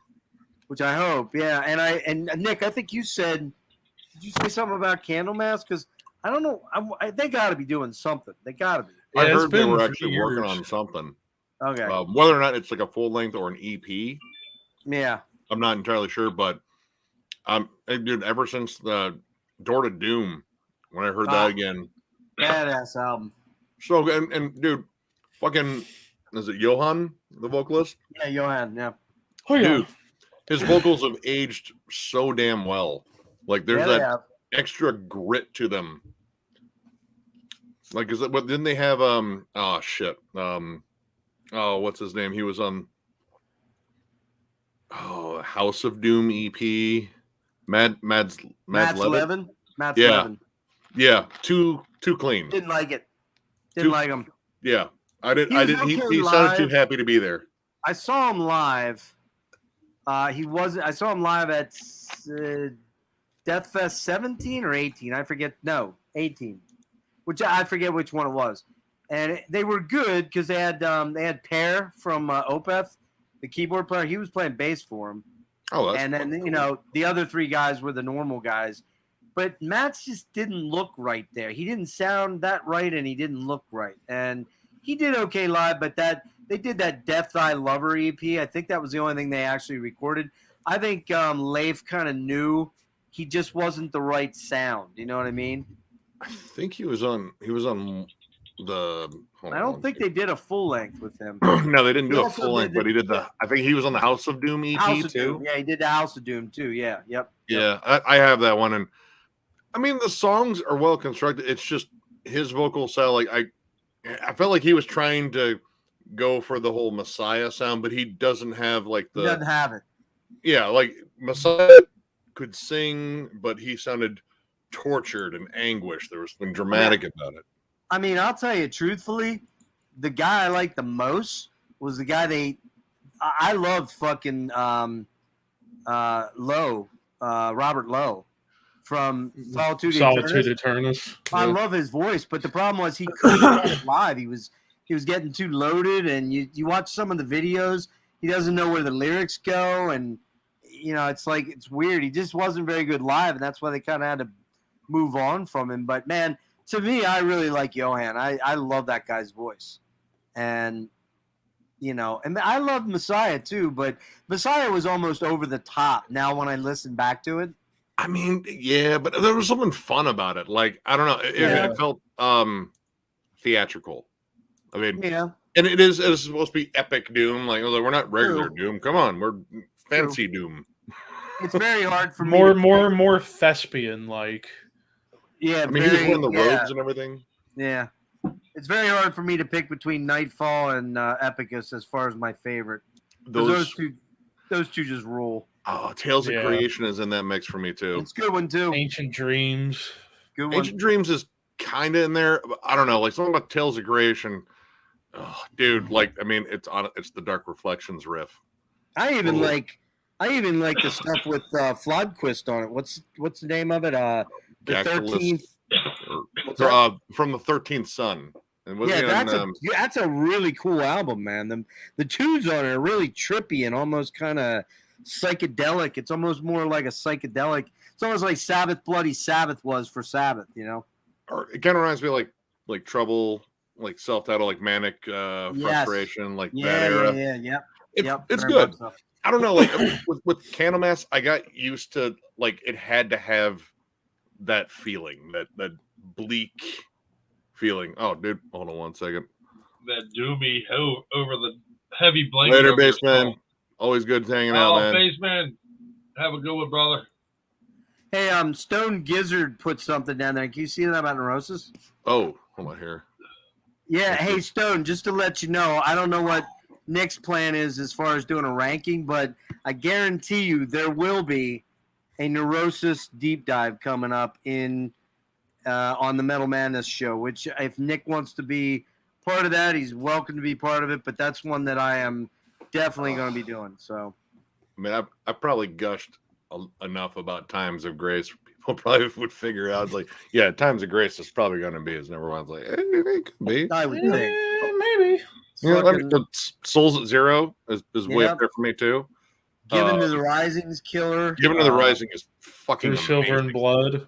And it's Through Silver and Blood, obviously. Yeah, I mean, that's a band that really, until this last one, which I was not that impressed with, that's the first Neurosis album I kind of, other than the first two, which I'm not really into the punk ones, but man, from Souls all the way up through even Honor Found in Decay is really, really good, man. I think that one's okay. I like that one quite a bit. It grew on me after a while. But I thought the new one, what's it called? Door to the... Oh, God, hold on here. I'm looking it up. Something Keys. Oh, what is it? Oh, Fire Within Fire. Fires Within Fire, that's it, yeah. That was the first time I wasn't blown away by a Neurosis album, and that's rare for me, you know? Because I've seen them like 8 times, and every time I've seen them, they were good on the tour, but the songs didn't translate as well live for me as, like, you know, Locust Star and fucking The Door, and, you know, I mean, just the breakdown at the end of The Door, or The Doorway. Dude, probably the heaviest song ever on any album. I felt my entire body shudder. Yep. Dude. It's like being pummeled by a fucking anvil or something like that. It's like the ghost of an anvil passed through your body. Yeah. Like literally one of the heavy, like we saw them on their last tour with Converge, and they closed with The Doorway. That's how confident they are. Yep. Like, yeah, we're gonna hurt them all right here. Yep. Yeah, break it. And fuck, dude. Yeah, that's one band that I went to see along with what the fuck's Sun. I saw Sun with from Monuments and Monuments and something. Monumention or something like that. No, that's Slave. Something Monuments. Slave something in Monoliths. Monuments and Monoliths or whatever it's called. Sun. I'm not a big Sun fan, but it was with Attila. You know Attila? Oh no, I have heard a bit of that, dude. Yeah, it's weird. It's too weird. Well, for me. I got that one dude in Attila's a cock. I had a fun. I got. No. We're talking about the singer Attila Cesar. Cesar, the dude from Mayhem. Yeah, not that shit. Fucking yeah. Right. No way. Hey, I gotta tell you, those two shows, Neurosis, the first time I saw them, and that Sun show, I literally felt like I was high, and I hadn't had a. That's it. I literally felt like I was high from the music passing through me and just making things happen inside my brain chemistry that weren't normal. And, you know, I was fucked up from the music being so intense. And it was like, yeah, it was a trip, man. I kind of got that feeling when we saw Primitive Man. Wow. Like, it was so sonically heavy that it was like a trance. Like, yes. I felt like I couldn't move. And I was just like, no, I have to stay like this. Am I blinking? It was terrifyingly heavy. Like sonically, that was like uncomfortable, but I couldn't stop. I wasn't gonna go outside. It's like, nah, I can do this. I ain't a pussy, dude. And yeah, it's Sissy Spacek on that. I don't even know what the fuck that was, man. It was so fucking weird. Weird. But Raul, I'll ask 200 stab wounds. By the way, I'll ask. Rick brought up 200 stab wounds is coming on our show. I'll ask him your question for you, sir. Oh, cool. Dude, those guys are awesome. And Jesus Christ, dude. Yeah. I own a lot of the Boris catalog, and I'm way behind. I own at least 20, maybe 15 albums, and I think they've got 30 albums. So, yeah, I don't think that's happening. Yeah, no Boris deep dive. No. Spacek or Portal Nick. Actual Sissy Spacek? I'd hang out with her. She seems like a nice lady. Yeah, right on. And She's like Portal 75 is now, dude. a living nightmare. No, terrifying. I don't get it. Or was it meant to understand that? Nick, I'm guessing we lost Brian. It was too late for him. Oh. I did send him the link, but he's an hour behind, so it's 11:20. Did he say he was on the shitter? That was a perfect time to get him? Yeah. Yeah, I don't know what happened there. I guess he must have fell in. He was in the moment, and then right. He was all bound up. Like, oh nope, there it goes. Shout out to Hangman Spark out there. What's up, Max? How you doing, brother? Actually, another band that I'm shocked that they haven't put out anything since their last album in 2016, Witherscape. I don't know if any of you guys have heard of them. Well, that's Dan Swano. Yeah. Swano. Right. Because that last album, Northern Sanctuary, oh my God, that was like my number one of that year. Because I was like, man, this sounds like if you took Nightingale and Edge of Sanity and they had a child, add in some 70s arena rock to it. And have they stayed technically active this whole time? Is that? Well, they're still together. They're still together. Him and honestly, Ragnar are still together. Might just be I thought they broke up, honestly. Because, fucking Dan Swano gets tapped to do a lot of production. Busy with mixing. I was just going to say, stuff, he has his hands in so many different things. And there for a couple years, man, that guy must never have slept because he was writing music, playing music, producing music, playing on other people's albums, singing on that guy's album, touring on that guy's album. Crazy talent. He's a busy bee, and I'd love to get him on my show because he's my idol. He seems like he's pretty approachable. Oh yeah, I mean he done Into Darkness on Reaper Metal Productions, and that was an amazing interview. Was that recent? It was like late summer, early fall 2020. Oh, okay. Yeah. And it's a great episode. It is a great interview. It was on Reaper Metal? Yeah. He did the last Oceans of Slumber. That was beautiful. Oh yeah. And Incantation. Oh yeah, well the last 3, 4 Incantation. Last albums? 4, yeah. And Hellslave, which was a year ender for me.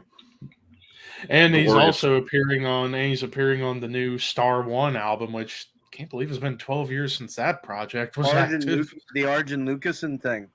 Yeah, I thought they put one out. I thought Arjun put one out about 3 years ago or so. Or am I thinking of Arion? That's when the aliens get him, Rick. Come on. You know better. If Tagrin sleeps, the aliens get him. I think that was for Arion. That's right. Yeah, I have a bunch of the Arion stuff, but I need to check more of them out. I kind of got burned out on it. The Electric Castle's really good, and the Universal Migrator's great. That double one, but I kind of get tired of. I'm not big on albums that have like dozens of singers on them. They kind of burn me out quick. Yeah, like the new Star One, there's a multitude of people. Like there's Roy Khan, Tony Martin's even appearing on it. Yeah. Well, Tony Martin just came out, or he's coming out with an album next solo album. Yeah. Next week, which I will definitely check out. Yeah. I will definitely check out because I've been jamming Headless Cross almost nonstop. Oh, dude, that's a killer album. Good album. Yeah. The Jansen sisters Forbidden is on hold officially. Yep. It's Russ. No, Forbidden or not. No. Yeah. Well, they said they would get together, but only if Russ was 100%. And yeah, I guess he's been battling like alcohol and Omega Wave. He's sober. He's been sober for a while, but I think that the worry about getting on the road is that he would. It's a tough gig, man. You know, you out on the road, you got to be very, very careful with that shit. And Craig's kind of the main dude. I mean, he does all the writing, and the drummer, what's his name, Mark Herrera. I think that's right. Or I think it's Mark. Sasha Horn is technically there, but he's in Dress the Dead with Craig. but they were going to be playing Mark Hernandez. Hernandez, that's it. Yeah. They were going to do a gig Yeah, I don't think in that's August. accurate anymore. Forbidden was going to do a gig in August, and then over in Belgium at Grass Pop, I think. And they were going to do a singer from like Exodus was there, so Sue Zetro was going to sing a song, and there were like 4 or 5 different singers that were going to sing. Chuck, yeah. Forbidden Chuck, I think, was going to sing one, yeah. And then that whole festival went by the by because Dress the Dead, which is Craig Cicero's band now. Have you ever seen them? You guys ever heard them? No, actually, I don't think I've Dude, heard. they're fucking good. It's a female singer. Holy shit, this chick, man. Whoa, she can fucking sing, man. Oh, don't they have a song called like 1969 or something like that? 1969, dude. Yeah. That We song played that. cooks. That Yeah, song she cooks. is a badass, man. She is a fucking. Her name's Kayla Yeah, something, fuck. and she sang for a band called Witch Mountain out in Portland. Oh, Right, dude, I know yeah. Witch Mountain. I Yeah. got Yeah, her that's shit. the singer. Oh shit! Yeah, Well, dude, she's an awesome singer. Dude, She is she's a a badass, fucking man. killer singer, man. Well, that's Craig's band with Mark Hernandez. I forget who plays bass. One of the guys that was in Spiral Arms, I think, which was another of Craig's bands.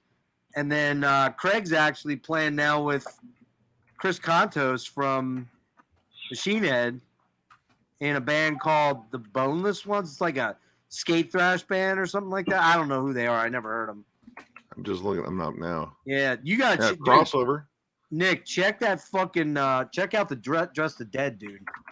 Man, I like them a lot. I'm not a female metal singer fan usually, and I don't say that to be. I don't want to get any hate mail here, but You and son of a bitch. I'm just not into chicks singing metal usually. I just don't get into it. But this girl, man, she's Yeah. killer. She is a badass. Well, someone mentioned on the thread a minute ago Venom Prison. I'm personally looking. Speaking of female singers, I'm looking forward to the new Venom Prison. So Dude, Okay. That I new think track she's pretty badass. is different. Like I like the fact that they're incorporating clean vocals because she's doing it kind of her way. It doesn't sound like it's poppy. It sounds more. It doesn't atmospheric sound and dark. poppy and it doesn't sound power metal, which is when No, it sounds you know, dark. right, exactly. And- it stays thematic with it. So I lumped them in with deathcore initially because I thought they were a deathcore band, and then I saw them. I was like, no, this is vicious death metal. well, I'm glad you bring that up, Nick. That's exactly what I'd like to ask you, man. To me, there seems to be a very different thread underway. There's deathcore, and then there's hardcore / death. You know what All I mean? right. And Yeah. they're very, very different than each other. Ren One and I I were love, talking one I about don't. Like, all right, we were saying, it's like, all right, you know, like bands like Gay Creeper, Game Creeper, King great Death, example. I love 200 Game stab wounds. Ah, Just they're a like, great example. and I said, it was like, now think about it. Do you think it would be Bushido more Code. appropriate to call them deathcore? But aren't No. you glad we don't? Yes, right. Right. exactly, Somebody, hey exactly. Nick, Roots of Truth says Death Angel or Dark Angel. Both. Oh God. Oh yeah. I mean, Oh. Come on, Oh, man. I gotta go Death Yeah. Angel. I mean, I love Dark Angel, but Death Angel's Yeah, I agree. I'm going that way if I gotta pick one. Yeah, and Death Angel. plus Oh. I currently have a lot of new Death Angel to listen to and to look forward to.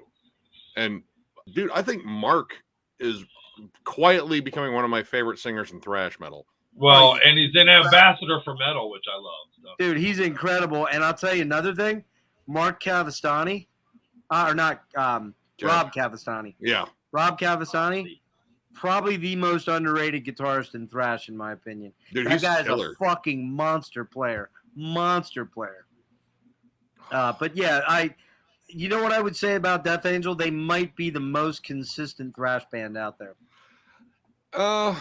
Man, I mean, there are some out like all right. One of them. I don't like Frolic to the Park really. Nah, I'm not a big fan of that album, but Act 3 just with that just But I pretty mean, much yeah. kept things going. So Since Act goddamn 3, good. they've been Since Act 3, consistent yeah. as fuck. I mean, like their first couple of even comeback like albums, I Frolic. think were a little rough, but I think, their last couple for sure. but Especially like, Evil Divide. Wow. yeah, Evil Divide's silly was the great. Dream Silly Calls for great. Blood and what was the Yeah. other one? Oh, Oh, Dream great. Call for the Blood is killer, man. Killing Oh, no, Season. I'm saying Yeah. that's a really Oh, killer okay. album. I was gonna say that fucking album rules. The Killing Moth, or what's Season. it called? The Moth.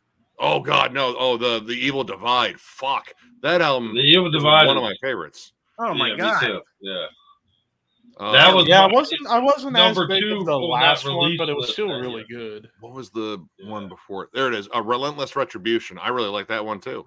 And I think live. I like Frolic in the Park, man. So hey, I like it. you know. I like it. It's I like that. I do too. it's a It's a little strange weird. album. It's a little weird. It's weird, yeah, but Yeah.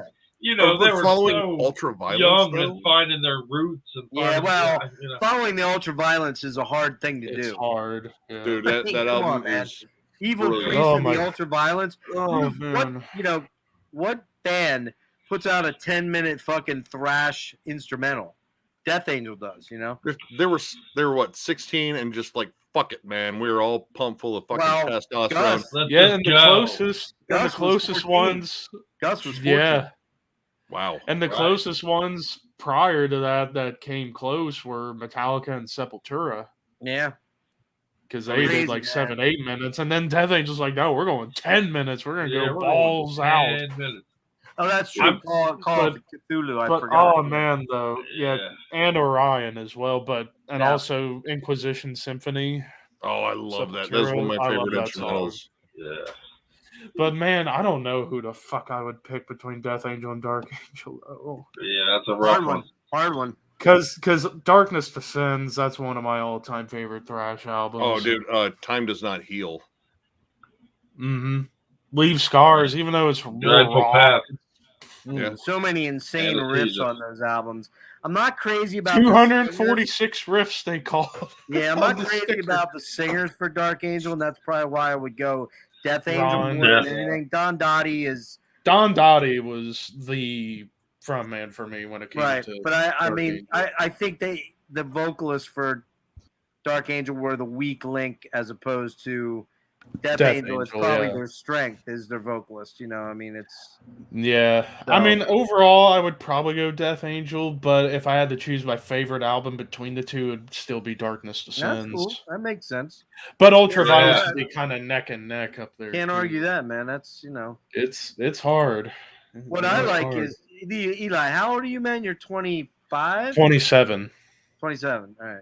Yeah. I mean, it's cool for an old motherfucker like me. You know, that's almost 56 in 2 months. Holy fuck. oh man. My so- dad's gonna be 60 in 2 weeks. Yeah, it's just cool to see young cats like you and Appreciate the good old stuff, Devin baby. appreciate that metal which Oh, was yeah. I was listening to when I was your age when it was coming out. You know. Me too, Chemo, by the way. And it's Oh, weird, yeah. and it's weird because how I got into it, like I always talk about, oh yeah, immolation. It's like the most unorthodox way. Like I got into it at first through family, and then through my love of wrestling and video game soundtracks. And yeah, at first I got into the post grunge phase, but then again, I was only like 8 or 9 when that was coming out, so it was like, yeah, I still have a bit of a soft spot for that, but I don't really go back to that really that much at all. But then once I got into middle school, found thrash, found Slayer and Testament, Exodus, and then high school, death metal took over, and now it just kept growing and growing and growing, and I'm still Somebody else mentioned Testament in there too, and you got to put them up there with the most consistent thrash bands too, because For just sure. think Even about when they took some time off, Yeah. they've probably put out the most consistently great albums or Mhm. solid albums. Because I put Overkill there I too, mean, man. hell, Well, I mean, right Overkill's in there too. Yep. Yeah. I would argue Overkill may be the most consistent of all time. That just would be because my answer. despite them going more in the groove metal direction in the 90s, they still retain that thrashiness to them. Yeah. Well, Yeah. and they never lost that Jersey attitude about it, man. That You know too. what I mean? And That- I that can't was wait for always their retained. new one, their 20th album coming Oh, out this shut year. up. Killing Kind was the first one I picked up, and definitely some misfires on there. The whole oh god, what is the opening track on that one? Battle the like that's I yeah, love yeah. that album though. I still love that album. I'm sorry. But Burn You Down to Ashes, fucking fantastic. I love that song. And Certifiable. There's great songs there, but yeah, like I Hear Black, it's okay. I like I Hear Black. I hate to admit this. You guys are I gonna. like WFO, man. I think WFO is a great album. Why the fuck You guys are gonna pull my metal cred card, but I only own 2 Overkill albums. Is that terrible? Which ones? Hold on. Let's see if we pull the card. Look, Chris, it's okay. It's okay. It's all right. Devil Armory.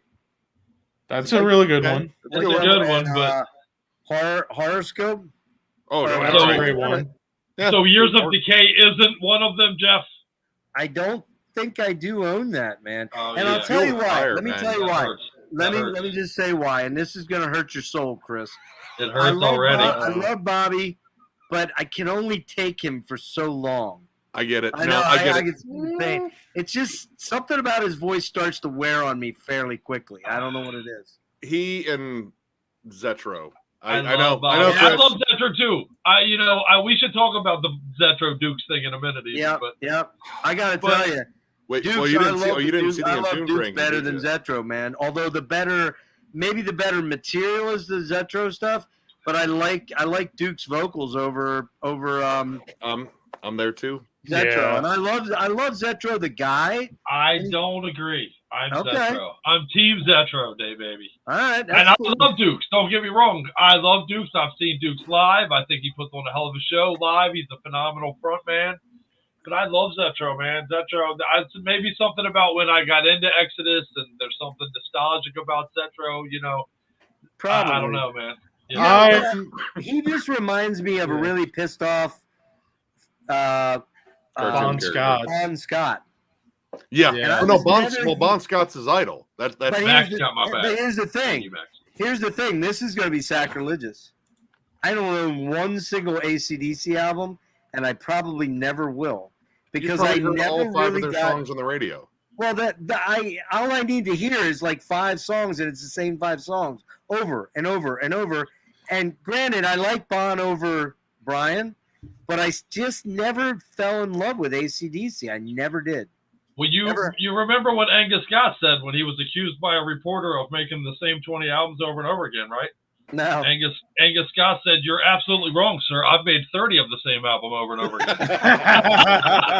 And that's exactly true. And that's true. That's very true. That's one of the That's one of the classic rock bands. I just never.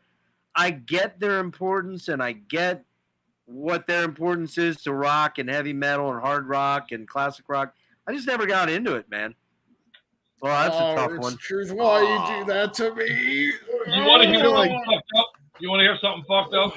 I would have said probably Creator until about 6 months ago when Sodom came on my show. Man, I got to interview Sodom.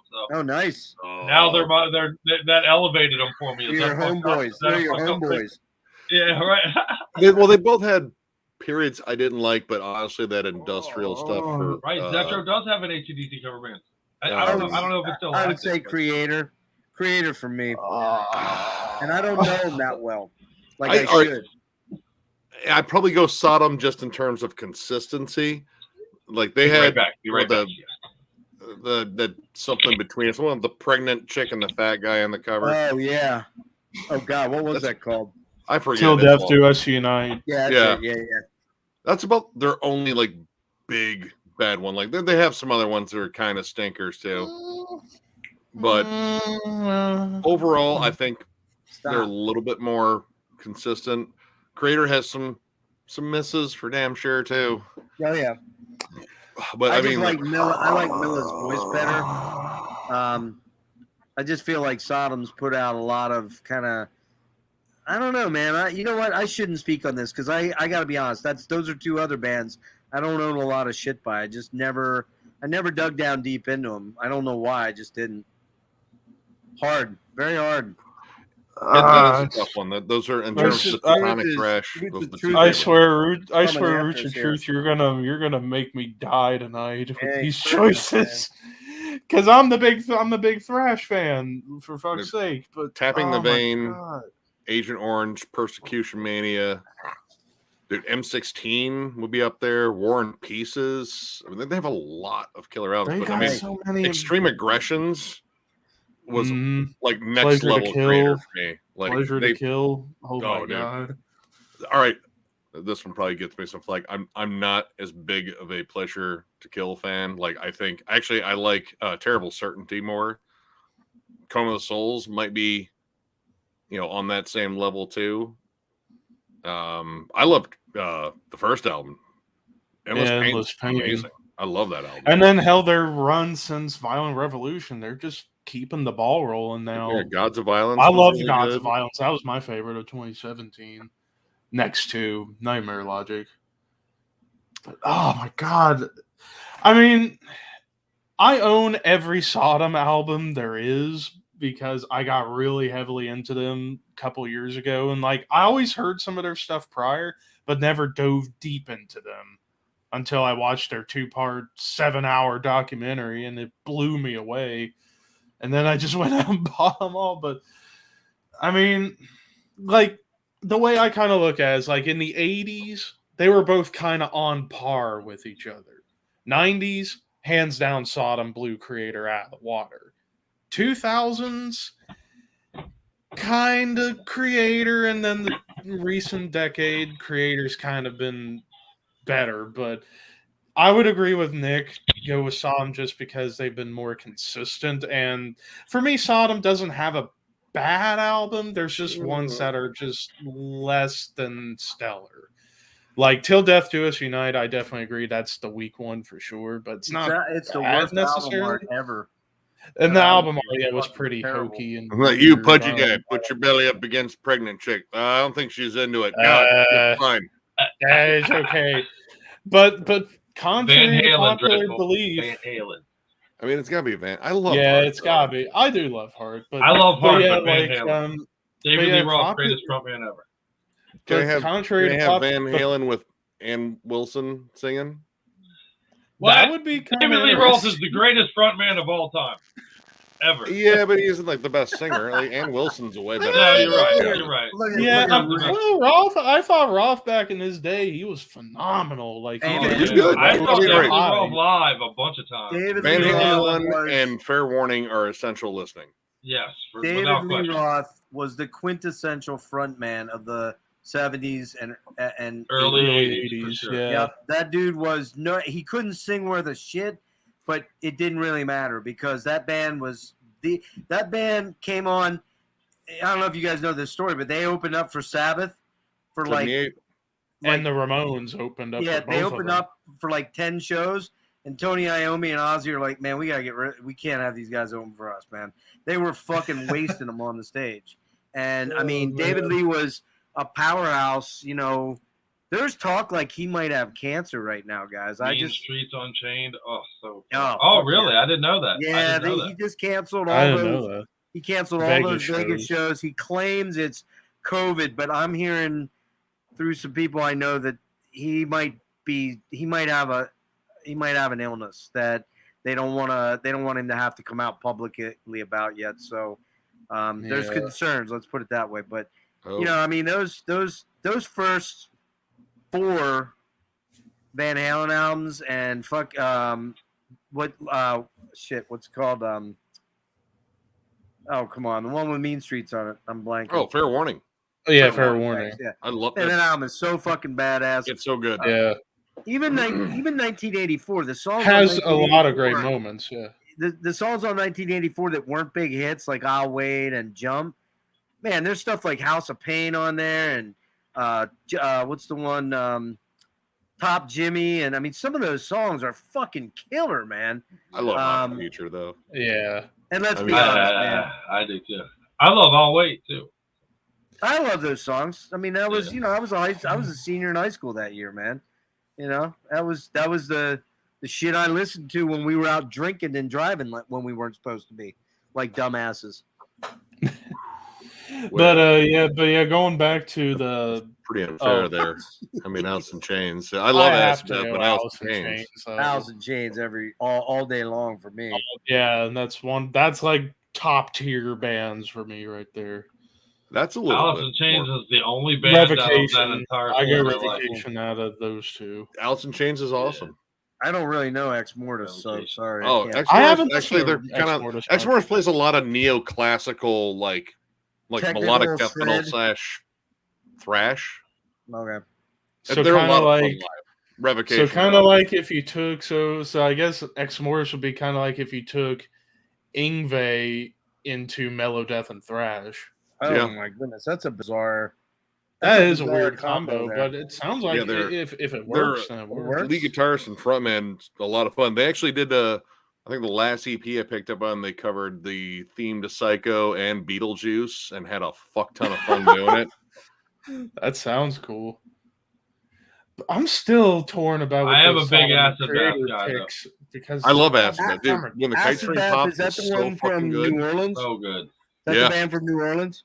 Actually, they even said like we aren't from New Orleans. We're from the swamp. Like Yeah, we're just allowed in New New Orleans. Orleans. Yeah. But that's the one where the singer got killed or something in a car accident. Bassist. Audie. Yeah, okay. Right. Dude, they're weird. I mean, they're pretty cool because they don't sound like most other bands at all. So they're cool. That's a good. I do know Acid Bath. My bad. I said Just some cool shit. You get the Metalhead box again, Nick? Oh yeah. I haven't got it yet. I did get a giant stack of shit that I ordered. I saw your new collection video. I like it. Dude, there's a stack that's pretty tall right over here for the next one. I'm about halfway through it. I love you, man. Yeah, dude. My new Metalhead box had a bunch of Acid Bath shit in it, man. And I got a signed thing from the band and all kinds of cool shit in the new Metalhead box. Oh shit! Oh, now we got for this month. Yeah, yes sir. Now we got. I've been wanting to do the Metalhead box for a long time. I like it, man. I'm enjoying it. I do opening videos for it. What is this? Yeah, this is fair. That, man. This is evil. This is just evil. That's not fair at all, man. It's like picking between my favorite children. Well, one of you is going to get mulched and fed to the other, I guess. All right, dude. I'll say this. As a guitarist, I will say this. Alex is far more the accomplished player in terms of his musicality. He can play Al Di Meola. He can play John McLaughlin. He can play incredibly good jazz. But Gary's the fucking riff master. That dude comes up with riffs that rips your fucking gonads off from 50 paces, and he can shred too, man. But he's the Gary. He's the Gary monster. He's the fucking riff lord. So that's hard, man. That's a hard thing to do, man. Yeah. Personally, I mean Alex simply because Alex is an accomplished overall player, but when it comes to slamming out thrash riffs, I gotta go with Holt. But overall, I'd take Alex. See, I'm kind of in that same boat. I feel like Gary just has more to offer me. Like he can still do all the cool leads. Granted, they may not be as like intricate, of course, as Alex, because Alex is otherworldly, or as much feeling to him. But I'll still get all the riffs, and I mean, I feel like not that hanging out with Alex Skolnick would be boring, because I doubt it would be. I think it'd be really cool. I think hanging out with Gary Holt would be a lot more fun. Oh, it'd be way more fun. Way more fun. Gary's personality is. Alex seems like a pretty cool dude, but he seems a little bit nerdy weird. Yeah, and I kind of like Gary that. Seems like a party, even though he's not drinking anymore. He just seems like a fucking laugh-a-minute joke kind of guy that would just be cool as fuck to talk tunes with. You know what I mean? Dude, I got a quick Alex story. Can I share it with you guys? Yeah. I can't tell the names because I didn't get permission to share the names, but we interviewed a guy that told us a story about moving from where he lived to California to try to get his thrash band going in the late 80s, early 90s. And he had a friend that introduced him to Alex Skolnick. Alex Skolnick being his buddy, he lived down the street from the guy, and he was basically taking his music back and forth to Alex Skolnick, trying to get his advice and trying to, on what to do with his band and all that. A guy, by the way, the guy I interviewed is still in music. It's a name you guys might even know, but fast forward, basically, he took Alex Skolnick a tape of a song he was trying to get produced. Alex Skolnick took it to, I guess, somebody to get it heard or whatever. Came back to my buddy, a buddy of mine, and told him that it was, they weren't interested in it, basically keep working on it. And my buddy swears on his life, and I have heard a demo tape to back it up, but that song is Greenhouse Effect off of Practice What You Preach. No shit. How about that? Yeah. That's pretty cool. Man. He said that Alex Skolnick basically blew him off, though, and told him his song was no good. Then And stole his then- riff. Later, when he bought "Practice What You Preach," he was like, "Motherfucker, that's my goddamn song that I took to Alex Scully." He stole my fucking riffs, that bastard. This dude swears What it's the true. fuck? Now, again, this is secondhand, and Right. you can take it for what it's Right, worth, I guess. right. But this was a story told to us. I could believe. And I heard the demo, dude. I heard the demo of what he says is the original version, and it's, obviously you could fake that kind of thing, but it's pretty compelling. Kind of like the band Child Saint with that song Child Saint, and then Megadeth using that riff on the song Rust in Peace. Yeah, Stone right Gizzard on. brought Up a up little. Jeff Loomis, man. Fucking monster player. Yeah. Monster player. I just wish he could get more songwriting in Arch Enemy, for fuck's sake. He won't, though. He won't. That's Because that's a Mott's baby. that's a Mott's deal. Mhm. He wouldn't let anybody. He wouldn't even let his own brother write songs for the band for the most part. I personally am in the Arch Enemy as an incredibly overrated camp. Yeah, I think they're massively overrated. Not really a fan. I kind of like the new Not either. song, but honestly, they haven't put out anything that I've really just gone, "Oh my god, it's amazing!" This is like, They haven't put They out have a new anything album. I'd like since Doomsday. Machine, Loomis and that was deserves a better wild. outlet. agreed. Yeah, he does. Agreed. Do you guys ever hear Conquering Dystopia with Jeff Loomis Mhm. and Yeah. Alex Webster, yeah. Yeah. And, what's the other Alex Rudiger. what's the other guitar Rudiger, player? right. Oh Fuck. fuck. I think he was an ex-member of the fucking Faceless too, much like every good Shit, guitarist. what is his name? Hold on here. Oh, he has the shaved head on the one side, then has the super long fucking hair on the other side. Has a YouTube channel. I can't remember his fucking name. Oh, Keith Morrow. Keith Morrow. Keith Merrill, that's it. Yeah, monster player. That album fucking will shred your face off. Loomis, man, Loomis is a guy. When I saw him, I was just like, "What the fuck, man?" I mean, saw him live, a couple times, and when I saw Nevermore, a couple times I saw him, they had Steve Smythe with him from. Steve Smythe ended up playing in Forbidden for a while, and I forget he was with a couple other bands for that, but I think he was in Nevermore, wasn't he? Steve Smythe, yeah, that's when I saw him. Yeah. Man, he's a killer player too, but man, Jeff Loomis is a monster. I'm deferring from that. I don't think I can answer that honestly.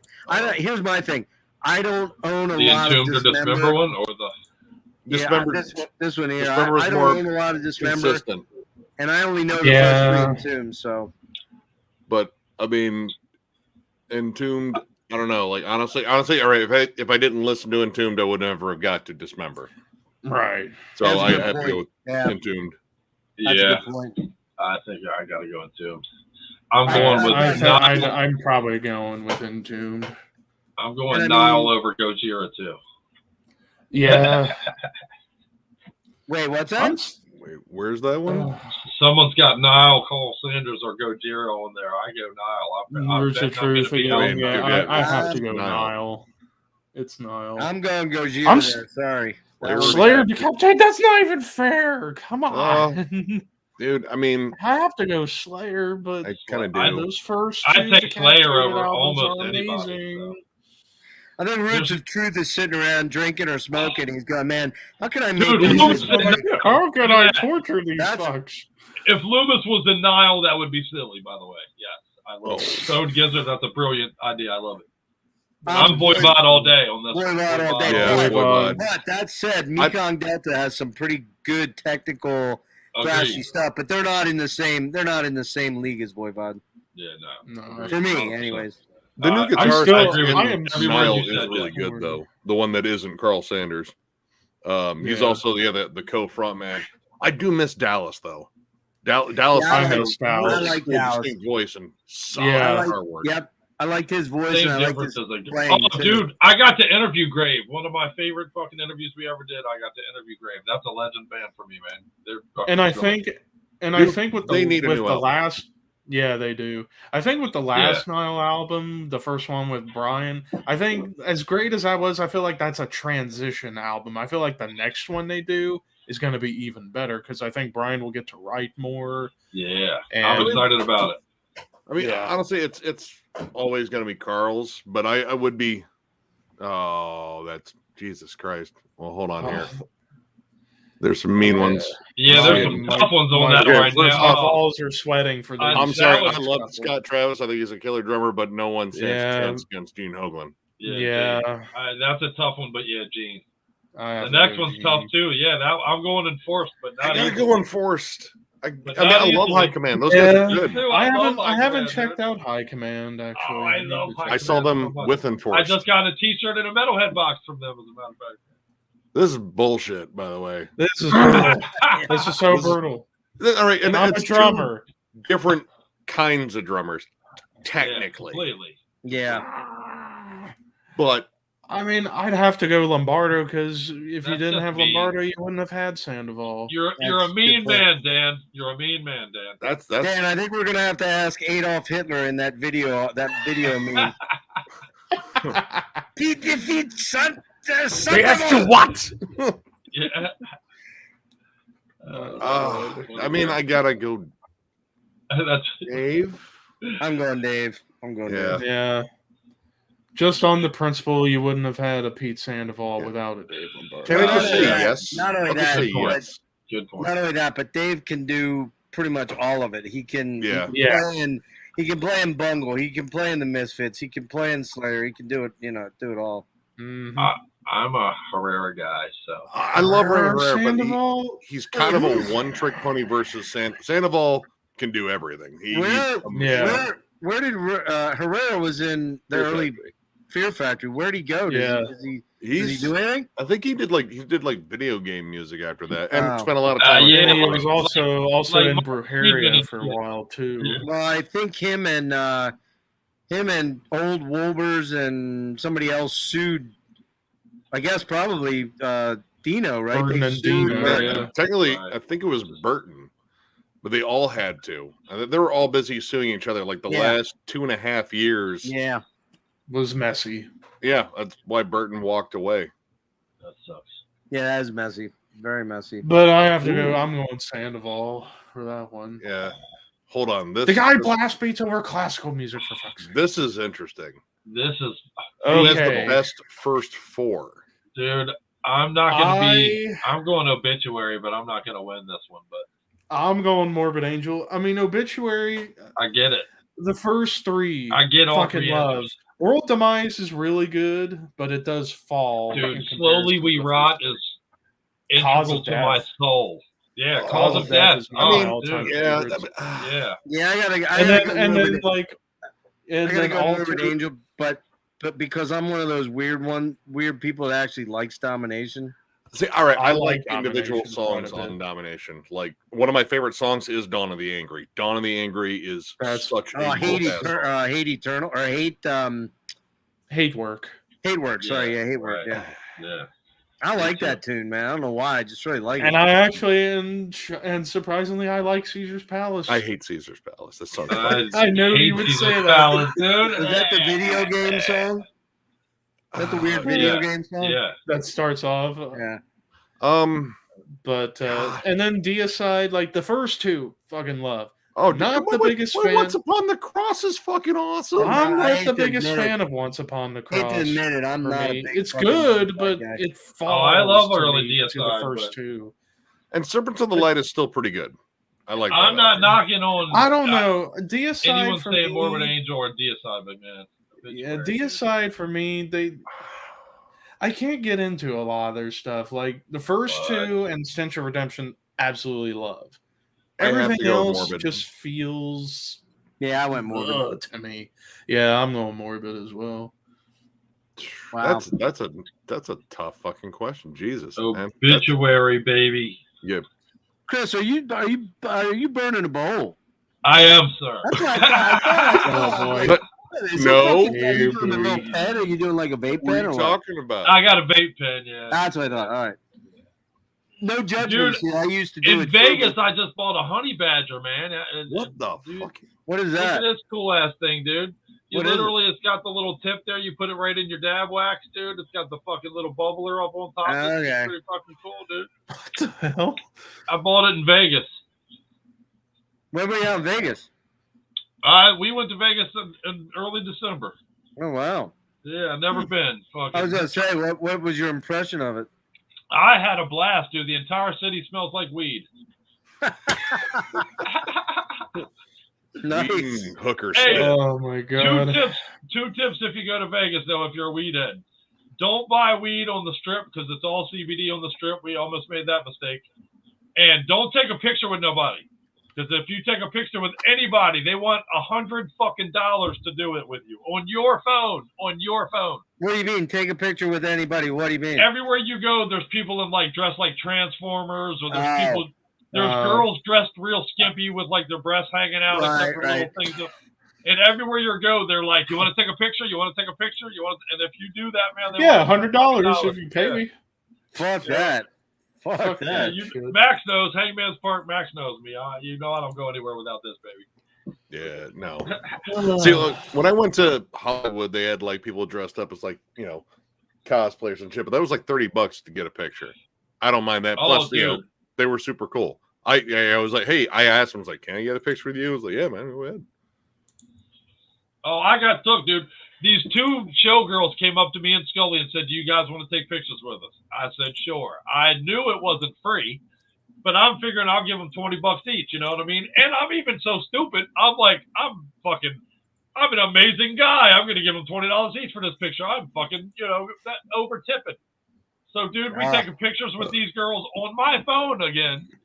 And I'm pulling out $40 to give them each 20. And the girl was like, nah, honey, we're $60 each. I was like, what? She was like, yeah, we need $120 for what we just did. I was like, God damn, son. You should have folded up like a little paper airplane. Like, it's right there in the street with all the cars. Go. Well, see, a meaner person could have and should have probably walked away and said, fuck you, but I'm not that guy. I can't do it. Chris was high the whole entire time. He doesn't give a shit. Yeah, I was stoned, man. I was like, here's some money. Well, dude, what's funny is it was me and Scully, and the one girl, I swear to God, she totally turned Scully this way to get her away, you know, to occupy her while the other girl hit me for the money, man. They had their game down. That's their game, man. Yeah, they knew what they were doing. Yeah, that's I'll be very honest with you. That's the last place in the world I need to be, because I'd fucking psycho skits out and take somebody's fucking tongue out if they tried that with me. So that's the, you know, I'm like, I went to Atlantic City one time in my life back in the day, right, when it was Atlantic City. I even went to the Trump Taj Mahal. I took $5 in. All my buddies are like, come on, man. I'm like, dude, I ain't fucking wasting my time in there and my money. And would you know, I'm the one guy that won. I won $460 off $5. Oh, damn. And the problem was that when we went in, we agreed that anybody that won had to buy all the alcohol the rest of the weekend. Oh. So I came home with none of that money and wasted it all on booze, you know? Jeez. Yeah, hey, I get it. The biggest... I had a blast. Cruel Bomb, by the way, Philadelphia band. Cruel Bomb. They got a brand new album coming out. Nice. Sorry, somebody asked. The biggest city I've ever been to is New Orleans. Nice city. I went there. Yeah, I went there for WrestleMania 38 years ago because I won the 2K video game contest. Oh, wow. Oh, that's awesome. So, yeah, I got voted, and I go down there for paid trip awesome, brother. To New Orleans. I unfortunately got to see the end of Undertaker's streaks. #sad. But I mean, it might be nice for a lot of people, but for me, it was cool. But where I stayed at in the French Quarter, it smelled like piss. Yeah, see, it was bad. Yeah, it does down there. Will they pee there? My mother said it's the most disgusting city she's ever been. I've never been to New Orleans. The hotel room I had was super nice, though. We just got back from New York, man. In the last month, I've got to go to Vegas and New York, and we've had a pretty good month. Still have yet to go to Vegas. I've been to L.A. My parents went to Vegas 7 years ago. They went on a Route 66 trip while I was here. Yeah, that's it. I'd like to do that. You can kill so many hookers. I mean, anyway. James. Hey, just a little, time to go dig another hole in the desert. Hey, Nick, if you don't mind, I'm going to pimp our Friday night again real quick with the guys that are on. Dude. Friday night, 8 o'clock on YouTube channel Metal Madness 66, mine. Nick and I will be joined by Jimmy at Future Ruins. He's on YouTube. Also, Rick, I was in the chat. I don't know if he's still here or not. Rick, Dreadful Minutes. And my buddy Serge, who doesn't have a YouTube channel. and we're gonna do a deep dive into the history and catalog of Opeth. It's been pending for a couple months, and we're gonna get it over with and get it done on Friday night. A lot of merriment, as Nick said. There may be dick jokes. I'm not sure. I mean, probably I can a lot almost of promise. Well, probably a lot of like Ian Anderson codpiece jokes about Michael wearing one of those or something like that. Michael Ackerfeld. My hat. His hat, my hat. I only listen to Beast Prog now. I don't like death metal. I'm not a death metal fan anymore. But anyways, yeah, we're going to be doing that at 8 o'clock on my channel, so please join us there. Those of you that might be interested, that'd be cool. Dude, I'll be watching. Dude, it's Opeth. I mean, Opeth's one of my top 10 of all time. And James G. Warrior, you're funny, dude. Look me up. Man. Winger deep dive? I like this. I dive farther and far enough right there. James G. Warrior, M85, that's motherfucker, you're killing me right now. We're not doing a winger deep dive, but if you're not careful, I might. When I met Scully, she was only 17. I'm just saying. Oh, don't say that out loud, man. Careful, bud. The statute of limitations may not be out in your state. So we're celebrating 23 years together this month. So shit. You laugh about winger. You laugh about winger, dude. Right? You laugh about. If anybody wants a winger deep dive, I'll give it to you. Well, I'm going to tell you what. You laugh about winger, but I'm seriously thinking about review the new doing one. a Motley Crue deep dive. So fuck off. Oh, there you go. I'm kidding. I kid. But I might do Slaughter. I'm not lying about that. So we're pretty hard on Vince Neil on my show. So no, you said hard on. Yeah. You said hard on. Oh, I'm pretty sure that's something Vince Neil can't get anymore. A hard on. So yeah, for real. If he does, he's not able to see it. Without Hell, I'm probably skinnier than him, and I'm you guys want to laugh your fucking face off? Go find a fucking couple of those videos where they try and decipher what Vince Neil is singing live. Dude, they put me in. I agree, dude. Hangman's Park. I agree. Bloodbath is better. That's it. Dude, I've watched that so many times, and like literally to the point where I can't fucking breathe. I'm laughing that hard. Oh man, fucking that shit makes me laugh to the point where I'm crying when I watch those, man. It's so good, so hysterical.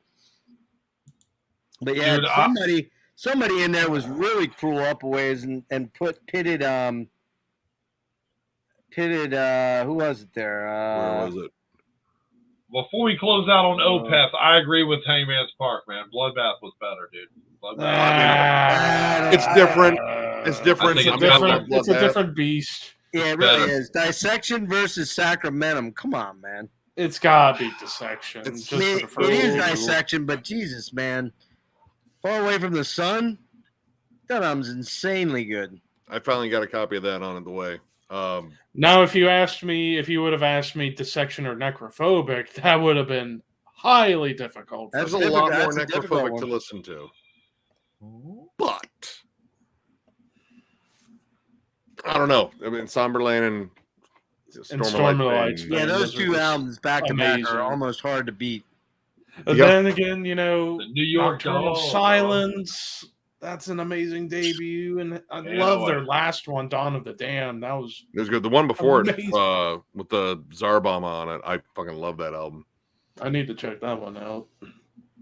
They have Hanoi Rocks. Wasn't that the drummer? I'm sorry, I'm talking to the stupid board, but wasn't that the drummer that Vince Neil killed? That was Hanoi Rocks. Yeah. Hanoi Rocks. Razzie or whatever. Razzle. There you go. Yeah, see, I mean, look, here's the deal.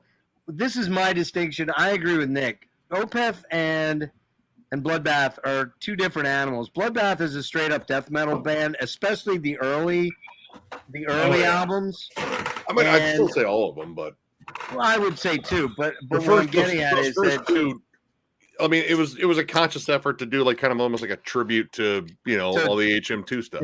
Absolutely, Entombed and stuff like that. Absolutely, and then it got a little more progressive. But the reality is that Opeth has always been a crossover between Iron Maiden and death metal, and they've always been a band that, and then you throw a lot of prog rock and 70s prog rock as they've gone along, and you Some know folk, there too. aren't a lot of bands that did what Opeth did. I mean, yes, you could say Edge of Insanity has a little bit of that vibe going on at times. Yeah.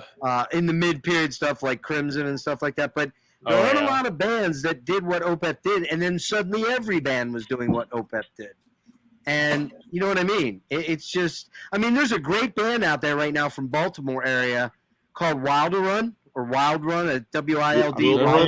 Definitely gonna check that out. They're fucking amazing, but they basically took Opeth's thing and did it. Dark Suns. You ever hear Dark Suns? Is really good. Yeah, the German band. That first album, Swan Lake, is a total ripoff of Opeth, but it's great. And hell, even In Mourning has some of that too. Total Opeth worship. Yep. And a little bit of Insomnium too. Absolutely. I was going to say either Insomnium or Paradise Lost because there's a little bit of that. Yeah, there's a lot. Yeah, you're right. Doomy gothicness. I still got to get In Mourning's new album. That song Thornwalker on the new In Mourning is so. That's been one of my jams. I don't look at Bloodbath and Opeth in the same thing because they really only had one common member there for a long time, and that was Michael. And then Axe went to him there for a while, I believe, right? Yep. He was in Bloodbath first, and then he joined Opeth. Yeah. Right. So I mean, you look at. Don't get me wrong, I love those Bloodbath albums. I love them. Oh yeah. And I even like the Nick stuff, although I don't think they're of the same caliber as the Michael stuff. Yeah. Very different vocal delivery. The Thacker one's good. But it's just, they're a different beast than Opeth. I just, and I would argue, man, and a lot of people, and this, I'm throwing away some of my fire here, so I want to be careful what I say, but if you start listening to the early Opeth, where Michael was what was that word you used, Eli, back, and I said thanks for that word? Formulaic. Formulaic, yes. He had a very formulaic way of writing in those first two albums, and with the exception of one or two songs. But then it got into, man, his songwriting got really complicated, man. And it got... Really got started with My Arms, Your Hers. It started with My Arms. It got way better with the next 3 or 4 albums. And then he kind of left the death metal stuff behind. And, I don't really care that he did that. We'll get into that tomorrow night. I'm sure we'll talk a lot about that Friday night. Yeah, like we talked about a little bit earlier. I love what they've been doing since Heritage. It's just like it started off a little radical because you're coming right out of Watershed, but they've improved upon it every conceivable step of the way each album. I think too, it didn't help that Michael was like, in an interview, they're like, well, what's going on with the death metal? And it's, well, I'm just not into death metal. I don't really identify with it anymore. And it pissed off all the death metal kids and the death metal people. And they're like, well, fuck you, man. We don't want to listen to your bullshit fucking 70s prog rock. They're one of the better prog rock bands out there doing what they're doing now. Oh, yeah. I really like Incauda Venom. Yeah, that one didn't take any time to grow on me either. But I do get why a lot of the old time death metal heads just don't want to be part of that. I get it. That's cool. Nobody said you had to like it. Nobody said you had to come along. And it's like because it's like and it all depends on taste too. But it's like listening to the early Mastodon and where Mastodon's at now. They're not the same band they were on the first album. No, not even close. Very gruff and gritty. I like the first album. I love the first album, Remission. But I really like the last album a lot too, man. I love everything. Why can't you like that? What's wrong with that? There's nothing wrong with that, man. So it got me in the feels. Some people grow and made me have feelings. When I'll liken it to Porcupine Tree. When I came into Porcupine Tree, it was that Stupid Dream, but I had heard Signify first and Sky Moves Sideways, and I kind of moved up through the newer stuff. I didn't like the last 2 albums very much. I like them, but I don't love them. I kind of liked them in that sweet spot between Signify or Sky Moves Sideways and Stupid Dream and In Absentia. And then I kind of was like, okay, they kind of started repeating themselves a little bit too much for me. And that's just how it works. Doesn't mean I don't like that material. It just means I like it a little less. And that's cool. Not the end of the world. Yeah. But, and to reply on James's comment about there really isn't an intelligent death metal, I would argue one band that not a lot of people know about because they unfortunately broke up after 2 demos, Time Ghoul. You want to talk about some intricate stuff. I wish they could have stuck around and done some studio work because I feel like they'd be seen as a juggernaut by today's standards. Well, because intricate or intelligent? Is James making the argument that there's no intelligent death metal bands? Because I absolutely disagree with all. Yeah, no, I think Time Ghoul would definitely fit that mold. Blood Incantation. I think there's Blood Incantation is basically the continuation of Time Ghoul. In all honesty, I would say Immolation. Immolation has a lot technical prowess and their themes are dark and evil, but there's actually kind of like some well thought out prose in terms of the lyrical themes and such. And Bob Vigna's guitar stuff is very unique. Not a lot of people. He's kind of like Piggy for death metal. He does this weird stabbing sort of assault on the guitar, and it's wild to fucking watch. Angular and strange sounding and dissonant, but yet it all seems to work. Somebody up there mentioned Days of the New, and that I don't know who's the guy that James or who was it? It was Roots of Truth. I just want to make a point about that because you're breaking up, man. What's that? You're breaking up, Jeff. Yeah, you're cutting in and out. Yeah. How about now? Still actually. Well, there we go. Another response there. Slipknot or Pestilence? Pestilence all day. I fucking hate Slipknot. I hate Slipknot. Yeah, I don't mind Slipknot. I can't stand Slipknot. Yeah, I'm not a Slipknot guy. I like Slipknot, but I don't go back to him really as often. Like Pestilence. Can't do it. For first 3 Pestilence albums. I love Pestilence. They've been on my show actually. They're talking about technical metal. There's some pretty fucking technical metal. Pestilence. Yeah, for sure. Nick, did you see that comment by the guy about Days of the New? Where was it? I don't know whether it's James or there it is. Travis Meeks. Here we go. Yeah, it's interesting that's brought up. Now, I don't know how old you are, Roots Truth. I'm wondering if you were in my age range, and I'm the old fuck here. But that shit was coming out right when I was, in my very early 20s probably. And I will say that Travis is one of the most interesting writers of that time. But I mean, and he put out some brilliant those first 3 albums are really incredible. But man, that guy is one fucked up dude. I mean, he's mentally ill.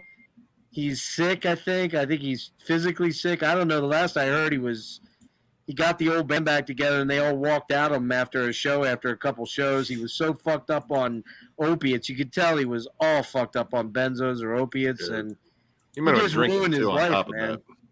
Yeah, but I'll tell you, the Red album sounds an awful lot like Wes Scanlon of Puddle. Yeah, very similar. Very similar. Yep. Puddle of Mud sucks. Sorry. Yeah. You're all right. I just Hold on, he's got another one. I'm gonna go Monster Magnet. I'm not the biggest Danzig fan. What? I know. Chris, I'm still allowed at your house though, right? Come on, bud. I love you for sure, but I'm a Danzig guy. I love Danzig, man. See the Misfits, man. Misfits. All right, I used to break out of my parents' house to go see the Misfits when I was a kid. Hey, Chris. Danzig. I like Misfits. Right. And I like Selwyn too, or Sam Hain. Right, Sam Hain. Right. Hey, but I don't Chris, like Danzig. I think what Nick's trying to say is not about to see your light. Anyway. Yeah, I know. A lot of those. See, what's fucked up is the songs that Danzig are most known for are their weakest songs. And you're probably right about that. I kind of agree. I like the first 3, maybe the first 4 albums of his, and then I kind of tail off. I like Yells Get Weak, right? I only have one Monster Magnet album. Yeah, Joe's got it. 1 through 3 are awesome. Yeah, I only have one Monster Magnet. Nile is Monster Magnet, by the way. Dope to Infinity. For Joe Whiteley. High school. I just like Monster Magnet. I don't love Monster Magnet. That's a good album. I like them, but I don't love them. Just Hey, guys, the answer. guys, I'm gonna Whiteley's. have to book. I gotta call Chuck back about something, so I'm gonna. Nick, I will see you Friday night around 8:00 ish, somewhere in that range. Eli, good to see you. Chris, always good to see you, my friend. I got you, my friend. Good health to you, sir. I appreciate it, man. And Nick, I'll be in touch. I'll probably talk to you tomorrow or something like that, man. All right, dude. Appreciate you inviting me on, brother. All right. You guys have a good night. Peace out, everybody in the chat. Thanks. Don't forget, 8:00, Metal Madness. Opeth Deep Dive with Opus. Necrotic Nick. Yeah, you gotta love that. That's good stuff. All right, guys. Have a good night. Later, man. Be good, Mr. Jeff. All right, let me go grab a smoke and I'll be right back. I got to go brave the fucking freezing cold. Well, we'll be talking about Vector when you come back, so be prepared. Oh, okay. Hey, let's talk about Vector. Yeah, I'll talk some Vector. I really wish that dude wasn't a giant piece of shit. I'm just want to get. Dude, I'm gonna argue that he isn't with you a little bit when you come back. I've gotten to interview some people that got to tour with them, and honestly, again, that's one of those deals where I can't say a name because I don't have permission. But I've got it on, I guess, second person stories at this point. That story that we've been told is a lot of bullshit, man. There's a lot of misinformation in there with the David guy, dude. A lot of stuff that this girl did that wasn't being talked about. A lot of things where literally, apparently, like one night she like lit all this shit on fire. Nobody talks about that part of the shit. You know, I mean, I'm not saying he's a saint. I'm just saying there's more to the story. He's definitely not. I mean, he has some other stuff in terms of like criminal record that he did do. I don't know. Right. Again, I'm not saying he's a saint, but yeah, there's more sides to that story. It sounds like I've been given a lot of stories that give me. It's the whole separating the art from the artist thing. Like I will never diss them musically. Vector's fucking real. Terminal Redux is literally one of my favorite albums ever. I mean, honestly, I like their first one, but it's those next two. Those next two are fucking mind altering. Yeah. When they broke up after that, I was literally fucking upset about that shit. You know what I mean? Like, I got those albums still. I fucking love those albums. I mean, I just had to bring up the whole Apsu Prescriptor McGrevin thing too. I was like, dude, he's kind of being a fucking chode, but musically, I can't say shit because that Apsu album is fucking amazing. It really fucking is. Dude, it's phenomenal. Daniel Gonzalez's guitar work on there is ridiculous. A badass drummer. Dude, again, I'm not going to say he's an angel, but I've heard stories that do make you come away from it like, well, maybe there's more to it. That's all I'm going to say. You know, maybe there's more to it than we've originally heard. Give me a sec. Be right back. Right, exactly. Like James said, there's two sides to every story. One side, there's the truth, and that's so true, man. I mean, truth in the middle. Right. Yep. We were told some. I can't, I guess, call it me telling it to you as secondhand, but we heard firsthand stories that were very bothersome, you know, to say the least. Bothersome. That, you know, I don't think get enough attention when everybody was calling David a jackass. I don't think he was getting enough. You know, I just think there's more to it. That's all. I'll leave it at that. I don't know enough to go beyond that. But because after all, it's like, whenever you see stuff like that, they only focus on the bad stuff. Like, they don't think about, like, there was maybe more to it that led to shit like that. There's always leading events, man, for sure. Yeah. And again, I'm completely biased because Terminal Redux is like fucking, you know, DNA for me at this point. So. And, you know, and to kind of compare it a little bit to wrestling again, kind of reminds me of what happened with Steve Austin back in 2002 when he went through the spouse abuse stuff with his wife at the time. And it's like, nobody knows the real story of what happened. Yeah, all we know is that Austin, he took it like a man. He did what he did, and people forgave him for it pretty quick because it's like, nobody wants to hate him because he seems like one of the nicest people ever. And he's my favorite wrestler of all time. I will never say anything bad about him. Well, dude, any of us that is a fucking human being, if you were to highlight our worst 5 seconds of our life, we're going to come out of it looking like a piece of shit. I mean, that's the way it works. You know, and if you're under the spotlight and, you know, somebody... It gets magnified. For sure. You know? Yeah, it gets magnified, and a lot of times it's very unfair because it's like they don't know the whole story. They just only know what they've been told. The sensationalism about it all. Right. Oh, sensationalism sells, baby, so... unfortunately, but I do believe, on a side note, I believe Vector. They put out that 2-song, I guess a split with Cryptosis. Wasn't it with Cryptosis? I believe it was with Cryptosis. Let me double check that. Yeah. Transmissions of Chaos, right? With Cryptosis, they put out in good Lord, almost a year ago now. So I was thinking that right around now we would be expecting a new Vector, but I don't really hear any dates being talked about yet. So no.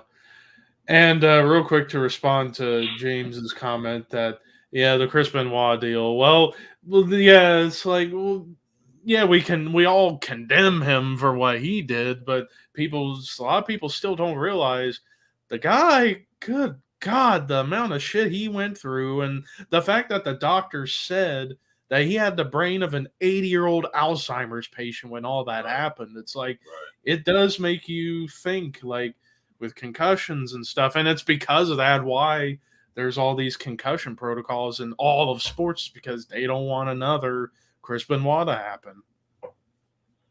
And even me being one of the biggest wrestling fans out there, and I go back and watch like the Attitude Era stuff when they're hitting each other in the head with chairs. It's like, as cool as it looks, it makes you cringe a little, because like they are killing themselves in those moments. I saw a documentary on that Benoit shit, man. That shit's pretty fucked up. Dark Side of the Ring, probably. Yeah, probably one of those. Yeah, that was a rough time for me. Yeah. I was like 12 when that happened, and I was super upset whenever I heard that he and his family were dead. And then you find out the very next day, and it's like, oh my God. And it's hard to believe I can't believe this year it'll be 15 years since. Oh my Lord, really? Is that true? Jesus, that is insanity. See, I'm older than Satan's dick, man. I used to watch wrestling back in the days when they fought on Camelback and shit, but I go back to the early days of like Bob Backlund and Tony Atlas and all that shit, and I loved wrestling when I was young. But I specifically remember there was a dude named Jake the Snake that used to fight a Russian. As a matter of fact, the Russian dude, the Iron Sheik, still has a very popular Twitter account because he's nuts. Because he's just such a fucking crazy dude. He's a nut job. Just like, I wish you all a very happy New Year, except for that jabroni Hulk Hogan. I saw that. Yeah, I'll break your back and make you humble. Out of his mind.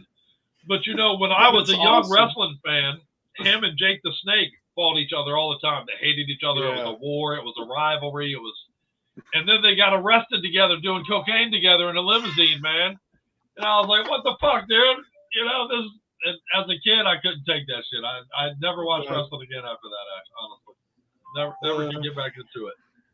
I mean, I still keep up with it. I haven't watched a full show since August, and it's mostly because of, oh my God, you guys are gonna face palm when you hear this.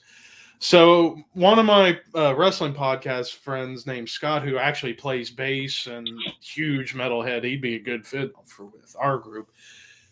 He talked about when CM Punk came back to wrestling after he walked out, and he was wearing a Motorhead shirt because he's a big Motorhead fan, and he was getting these stupid comments, and he was just having a ball with it until he sees this one comment.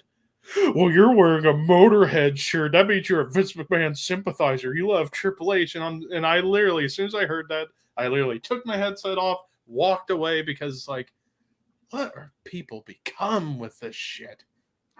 And I was like, yeah, I think it's time for me to stop caring about modern wrestling. Like, if I'll watch wrestling, I just go to the old stuff, the stuff that I love. Do you watch and wrestling? Talk about it. I watched wrestling when I was a kid. I really young. Yeah. That but once the mystique wore off, I think I got more into like boxing. Like I remain a boxing fan. A lot of those Attitude Era fans went to UFC when it started to go crazy. One of my brothers went down that rabbit hole. Like he loved wrestling growing up, and then after the Attitude Era wore off, and then he went to UFC and never came back. Yeah, I mean, it just stopped appealing to me. Like, I don't know, it just became it became a soap opera, except with like hot pink tights. Right. Have you ever seen the South Park episode where they're trying to be wrestlers? Yes. Yeah. Yeah. Like, That was so funny. I'm addicted to having abortions. Like, what the fuck? This is wrestling. Right. That's accurate, man. I mean, what I will say about with modern wrestling, as far as the athletic side of things, it's the best it's ever been in terms of the athletic perspective. Yeah. But in terms of like characters and stories, it's the stupid. It's flatlined. There's so much stupid. I can't. It's dumb and it's flatlined so bad. But the matches, shit.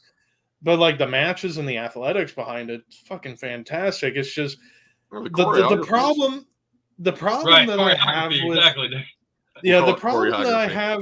the problem that I have with modern wrestling, at least on a personal level, it lacks the mystique, like you were talking about, Nick, the mystique and also the stories. But the problem is the way that they script the storylines, like fucking I'm trying to think of like a recent bad one.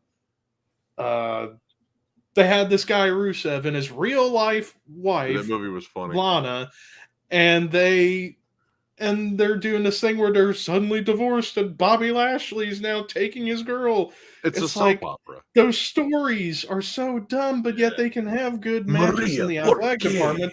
But the stories are stupid. But it's like you take a match like Randy Savage, Ricky Steamboat. That's great in terms of both story and athletics, and that's my wrestling. See, Bret Hart, Steve Austin. That's my wrestling. Once the veil gets pulled back, but yeah, you can't put it back. Yeah. That's why I like the internet, in my opinion, and it's ruined pro wrestling. When the fucking two guys that hated each other got arrested doing cocaine together, that was it for me. Never could go back. Oh my god! Well, you know what's funny? I completely forgot. Fucking 16 years ago, Rob Van Dam, WWE and ECW champion at the same time. They're doing a house show just a little over an hour away from my place in Huntington, West Virginia. I've been to a Slim Jim. And he and Sabu, they're in a car driving on Route 52 to head to Cincinnati for a TV. And they get pulled over 20 minutes away from my house in Hanging Rock, which is the worst speed trap in all of history. And they were initially pulled over for speeding. Then the cops search the car and they find weed in there. Nice. And I'm like, it's like, I love Rob Van Dam, but he did the dumbest thing a main eventer could have done. He was world champion, and he gets arrested, and then literally the next week he loses both belts, and he never recovered after that. It's like, you James did that to Warrior yourself, says Robert. it best right there. James Warrior saying it best right there. Pay no attention to the man behind the curtain. That's what wrestling is. That's it. Like, and even their writers aren't that good. Yeah, not anymore. Well, it's because they're all Hollywood writers that don't know shit about pro wrestling. It's not like what it used to be, where it's you had bookers, you now have writers, and it kills it. Well, not to switch gears on you guys, but they're talking on the thread here about female singers. A couple people seem to think that there are no good ones. I disagree with that. I completely disagree. I love Wendy O. Williams. When I was in high school, I did a fucking book report on Wendy O. Williams. I love Girls School. That's funny. Dude, what I forget, was it SCTV that she did the live performance on? Yes, sir. Yes, sir. Jesus Christ, that was fucking awesome. Yeah, I still have, I might have that footage on my computer, actually. Yeah. Oh, I mean, wow. It's good footage.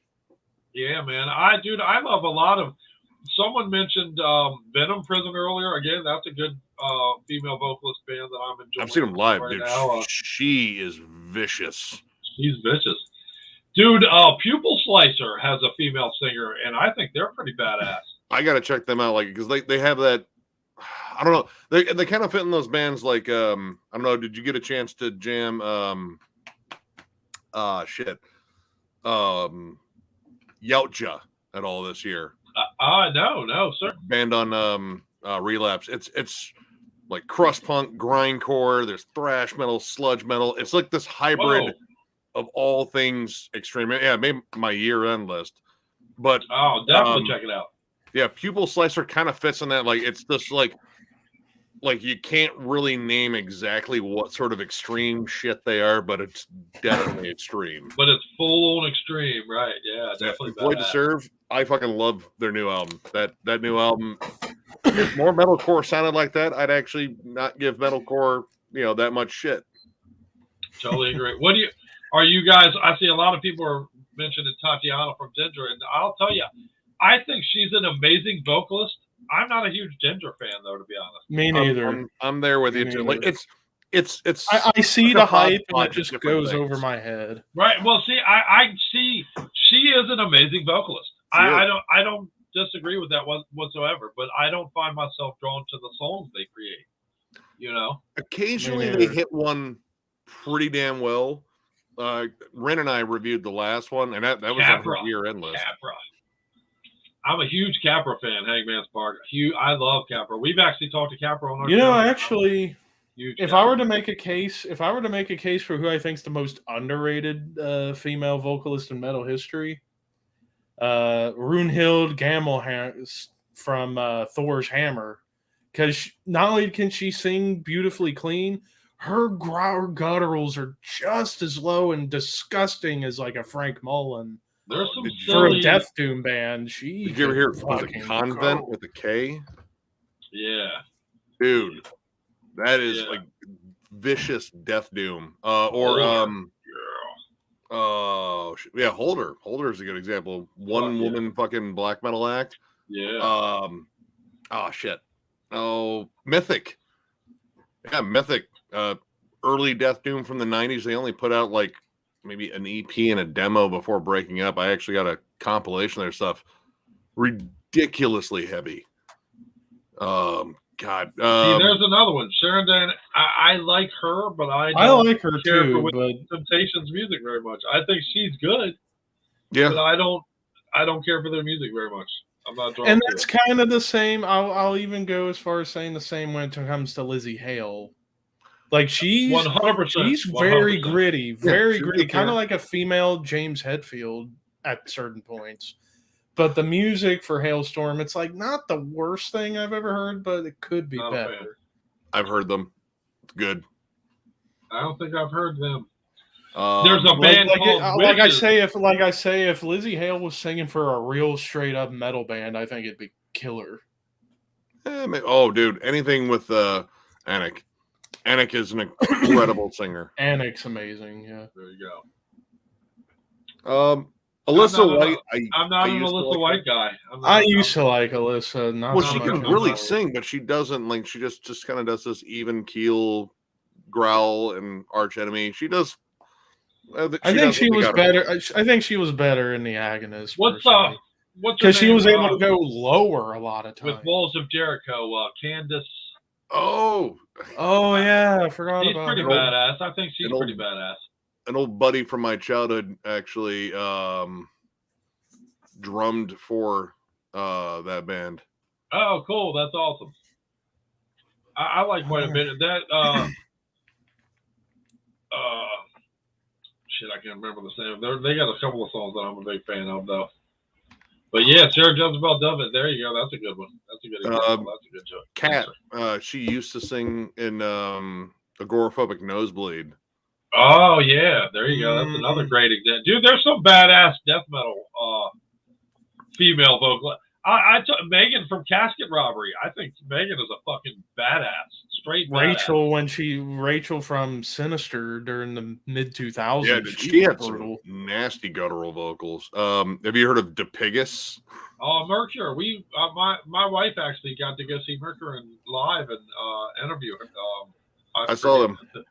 Mirkur, I think Mirkur gets way too much shit. And I think it's not fair. She does. I mean, but I saw them live, and I really wasn't into it. They were one of the opening acts for Enslaved. It was Chemis, Mercur, and Wolves in the Throne Room, and then Enslaved. And Mercur, it was kind of a dull show. But yeah, the vocalist for DePigus, dude, it's wow, just almost inhuman sometimes. Oh shit, fuck. Oh, Immortal Bird, if you've ever jammed them, another band that's kind of hard to describe. Like, there's crust punk, There's death metal, black metal, hardcore. It's this kind of uniformed heaviness, and it's female fronted, and she's really fucking good. And I know some people probably shit on me for this one, but I'd say before she joined Nightwish, Floor Jansen was kind of underrated prior to Nightwish. She's a good singer. Like After Forever and Star One. Like, yeah, she's known for the really high stuff, but she's got I'm hell not of a a fan range. of the symphonic. And also can growl really well too. Like some of the stuff she did in After Forever, where she's going guttural. Not she enough. Can do it, but not yeah. often but enough. I just get tired of that seeing her come symphonic up all the time because of Nightwish. I mean, I don't mind symphonic when it's done right. But yeah, like recent Nightwish, I can kind of get a bit tired of because it's I even will go one step further. Yeah. I think symphonic metal as a genre has held female singers back because I know a lot of metalheads that immediately a lot of it gets you say female associated with singer that, and they go yeah. right to symphonic metal in their head. Yeah. Yeah. You know. It kind of gets intertwined at times. Right. I think that's unfortunate because there's a lot of great, you know. And outside of that, yeah. I mean, honestly, but I mean, at the same time, you guys, it's like I guess with the symphonic female vocalists is because of their classical training, and I guess it lends itself to it sometimes. But it does get overpopulated, and a lot of the people don't recognize the other ones outside of symphonic. Dude, that first Oathbreaker album fucking whoops so much. It's like a female fronted Converge. Fuck. What a great fucking and Cop Prophet. Yeah, I agree. And sometimes symphonic gets intertwined with gothic and even power metal too. So true. Yeah, like so gothic true. I can take. Like gothic, great I don't point, mind. Cop. I like gothic, symphonic. It starts getting to that campy power metal stuff, and it's just not me. Like if you love that, you love it. Agreed. Evanescence did too. I'm not a fan of L7 or Hole myself. I prefer L7. Just wasn't L7 that Pretend That You're Dead song? Wasn't that Pretend That You're Dead? Yeah. I hate that shit. Or Babes in Toyland. Yeah. I hated Evanescence. Baruch Assault. Dude, you know what? I did like Baruch Assault. Though, dude, that was it. Leave Me Dying Here. I like that song. I don't want to Volcano Girls, but I thought the song Seether was one of my favorite songs they did. Man, you remember that one? Yep. Fucking, there's blood on the TV. You know, that was a pretty good jam. Oh, damn it! And now and Cop Prophet just fucking laid a big one. Best gothic after Typo. God, I'm gonna go with Woods of Ypres. Honestly, I mean that is pretty good. That is pretty bleak shit. See, you gotta separate that from Doom because Doom is kind of a different thing. That Ruins of Everest, that last one, is very typo-ish. I keep forgetting to check Ruins of Everest. Or Lunatics, I forgot about. Dude, the newest Paradise Lost. Jesus Christ, it's a bummer to listen to, but it's dude, they capture some like classic like Sisters of Mercy shit in there. You know, I find the older I get, the less I want to hear that stuff, to be honest. I don't know why.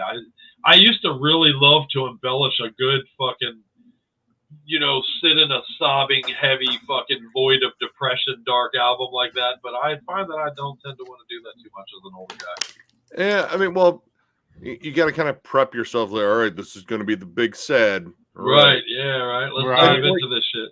And Paradise Lost is one of those bands that like captures it so well because Nick Holmes emotes it so well. Like, as far as like recent, I absolutely get it, but as far as like recent because it takes me to dark places, and I don't want to go there. Yeah. In terms of as far as like my year, and as far as like recent albums, like not the new Swallow the Sun, but the one before Shadow Forcing the Light. Good God, that one was fiercely personal too. That was about that too. Yeah. Right. Yeah. Like too much. But still, just that feel in them lyrics, man. Good Lord. Give me Pizza Thrash, man. I need something to get the fucking. You know, I need to loosen it out. I need to get that shit out of me somehow. I don't want to fuck. Yeah. Actually, I mean, here lately, this new Fulci. That's been my weirdly feel good because it's Italian horror and death metal. Fuck yeah, can't go wrong. Fuck yeah. Obvious drum machine, don't even give a shit. Samples yeah. from fucking Fulci movies. Yeah. Fuck yeah. What's wrong with that? But yeah, I mean, like, it is kind of a mood thing. Like, if I'm in a bad mood, I don't want to listen to something that's gonna make me feel like sad and like anything negative. Yeah. Like, I want something that's gonna get the blood boiling and like, yeah, I'm just excited again and shit like that. Yeah, let's just go for it, motherfucker. Yeah, like that. Like, you know, if I want to conquer something, you put on fucking like Bolt Thrower for Victory. Yeah. You're gonna conquer shit. Well, if you want to conquer something in the wintertime, put on Frozen Soul. There you go.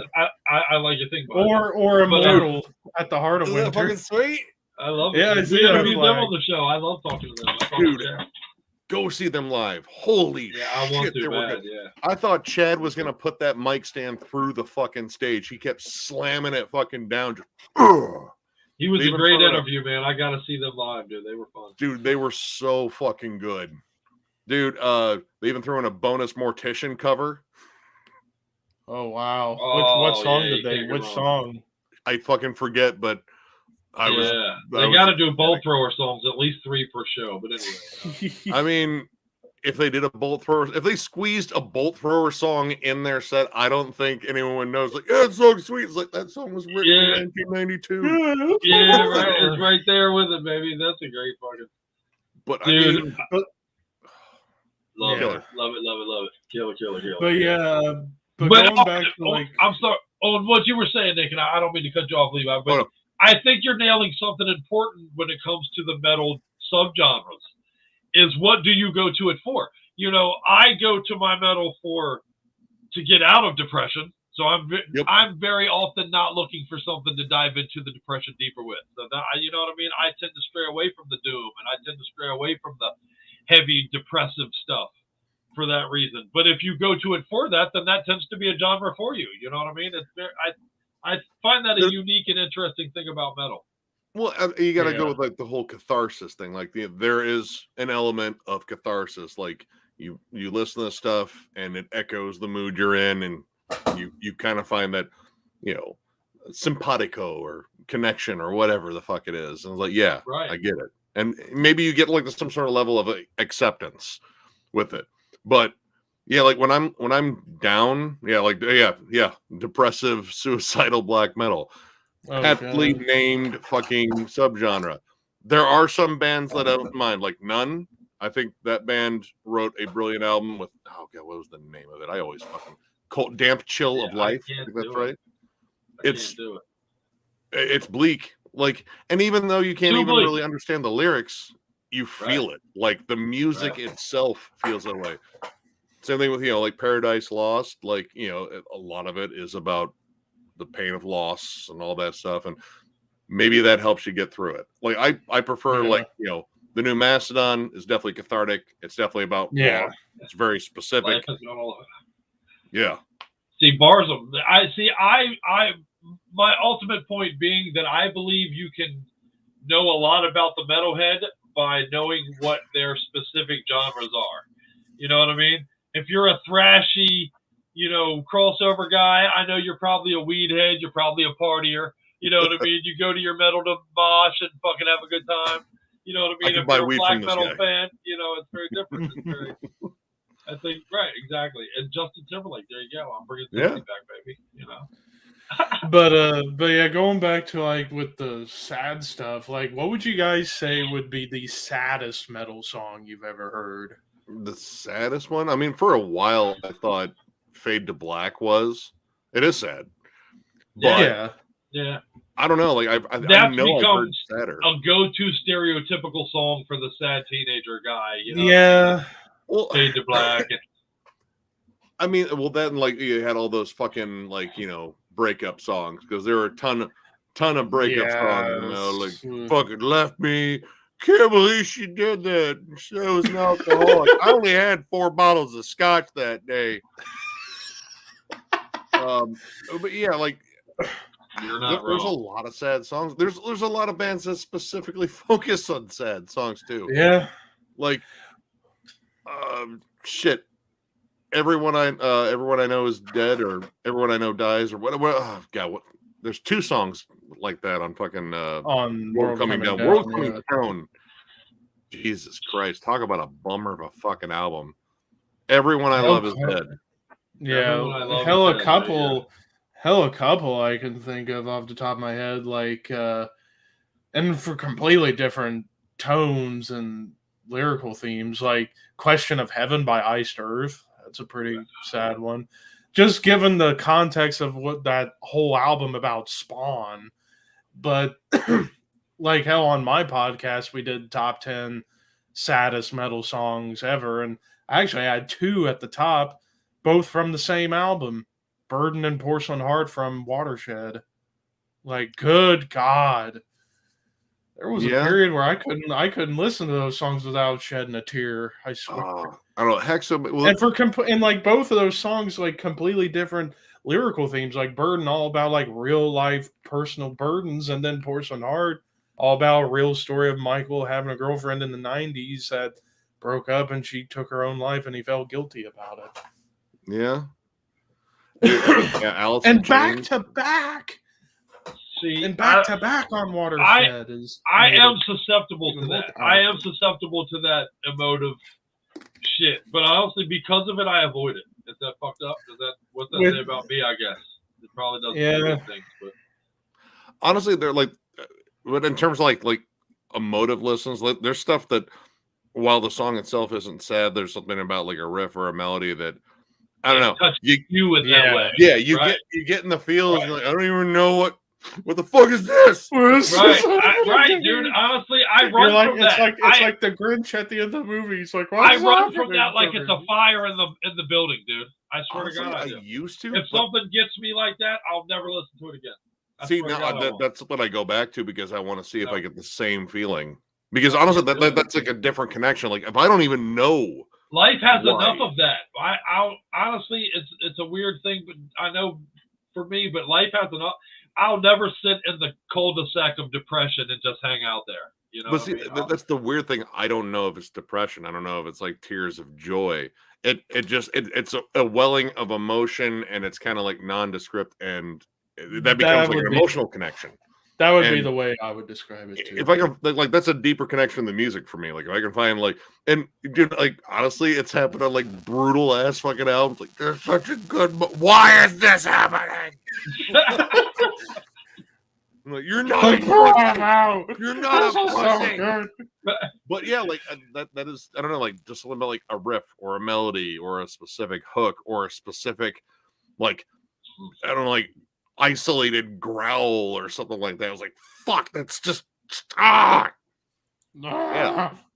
See, I get what you're saying, and I agree. Like on the up end of it, I guess, you know, like something will connect with me on that level. But I don't know, man. I go to my music to get my Fight Club shit out. I got to get all, you know what I mean? My 99% of the time I go to music, it's for the soundtrack to break shit. Dude, all right. I mean, honestly, like, all right.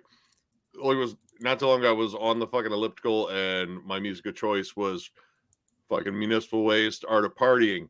But dude, whenever I'm 50, on the man, and I'm still like, let's party and smoke joints. Dude, whenever I'm on the treadmill, the big melodies that are on fucking Beer Pressure, just like, dude, it like, but it was like, yeah, fuck this, like, just fucking feel this, like, it's a good feeling and almost just kind of moved me emotionally. So like whenever I'm on the treadmill, I'm listening to Dying Vetus and Nile. See, you know what? I think James G. Warrior just nailed something for me. That might be why, dude. I grew up working with my father on job sites as a towel guy all most of my life. He was a country music guy, you know, and all of those songs. And I won't lie to you, dude. There was a million times. I don't even like country music, but there was a million times I'd be on a job site with a fucking tear in my eye because this shit is fucking sad, dude. You're singing some sad, crazy shit. And dude, honestly, it just turned me off from that completely. I guess now, if something makes me sad, I don't want to hear it. But yeah, give me something to break. There you go. I threw my Metallica Black CD out the window when I bought it. An hour after I bought it, I threw it out my window. Metallica Black. I don't know, man. Give me something to break, baby. But I like the adrenaline rush. Like, I like that. Yeah, me too. That's the thing. Like, but that's also like kind of an emotional, like, dude, I find it difficult to stop listening to 200 Stab Wounds here lately because that whole album is just phenomenal. It's only a so half like- an hour, but it's so great. It's kind of like me with Headless Crosses of late. Like, I don't know what it is about it, but it's like I just can't stop. Dude, big, I'm dark, listening to emotional the songs. Triton's Bell over and over and over again. Oh, this week. dude, Oh my God, those melodies are so good. Yeah. I can't stop listening to that album. And then those catchy riffs, man. Jeez. Dude, But I like stuff to break music to break stuff, but I don't like Limp Bizkit. But not that one, no. Yeah, no, not that And one. I hate to cut you all off, but give I me actually, something break. but I actually have to head out for tonight. I gotta get ready for work, so for in the All right, morning. man. So I'll talk to you all later. And Later, man. Good Be talking. good, And, Mr. Levi, sir. Yeah, All right, thank peace you out, guys. man. Yeah, Peace. man. Be safe. Happy New Year, brother. Oh man. Yep, shit. It's almost 2 a.m, so I probably should cut this one off. But yeah, dude, thanks for joining me again, man. And dude, Always. I have a blast always with you, sir. I appreciate Oh the yeah, invite. dude. Been looking forward to get a chance to fucking bullshit with you again. Yeah, Yeah, you too, man. At least hear We've the been- wild vacation stories. I was watching most of the stream, and then I had to start this one. But yeah, dude. Yeah, like, don't take I appreciate you hanging out, sir. Oh, not a problem, man. Now we gotta do something fun on Metal Mania sometime. There's too many channels with metal in it now. I'm fucking I know, up. dude. Metal It's hard to Melt. keep No, up. you're not that metal. No, shit. I'll let you go in 3 seconds, but dude, I'm so proud of our comedy countdown, man. Our stand-up Dude. comedy thing. I'm super proud of it. I gotta watch half of it so far because it was long. But It's holy long. shit, It's dude! very long. Dude, all the shit you fucking spliced in there. My God, dude, I was fucking rolling. I love you for saying that, sir, man. For real, dude. Dude, Dude, we worked our balls off on that stupid thing. dude, the Red Fox stuff, dude. I had totally forgot about all his stand-up stuff. Jesus. Yeah, dude. I love Red Fox, man. Yeah, dude. I'm super, super proud of that. So, and I appreciate you being a part of it, man. Share my love with thanks for Jeff having me. on that. There's good news hearing Blake's cancer-free right now. Yes, that's awesome, Yeah. dude. That was really cool to hear. Fuck yeah, dude. Blake's a good dude, man. I love that guy. You know, we grew up a couple of miles. He grew up a couple of miles from where I'm sitting right now. So, Huh. yeah, I went to high school with his sister. Crazy shit. Crazy Right. shit, man. But, All right, dude. I will yeah, catch man. you Get some later. rest, brother. Thank you for And- having me, sir. Everyone else, thank you for joining us on the stream. It was a fuckload of fun. And yeah, I believe John and I are going to be reviewing some shit tomorrow. So look for shit to pop up on Friday. And we will catch you later, man. Awesome. Thanks for having me, Nick. Peace Last out to second plug. everyone. Follow Metalomania, you guys. Follow Metalomania too. Yeah, follow this guy. Dude, YouTube channel. He's great. Love you, Nick. Love you, man. Be good, sir. Peace. Later.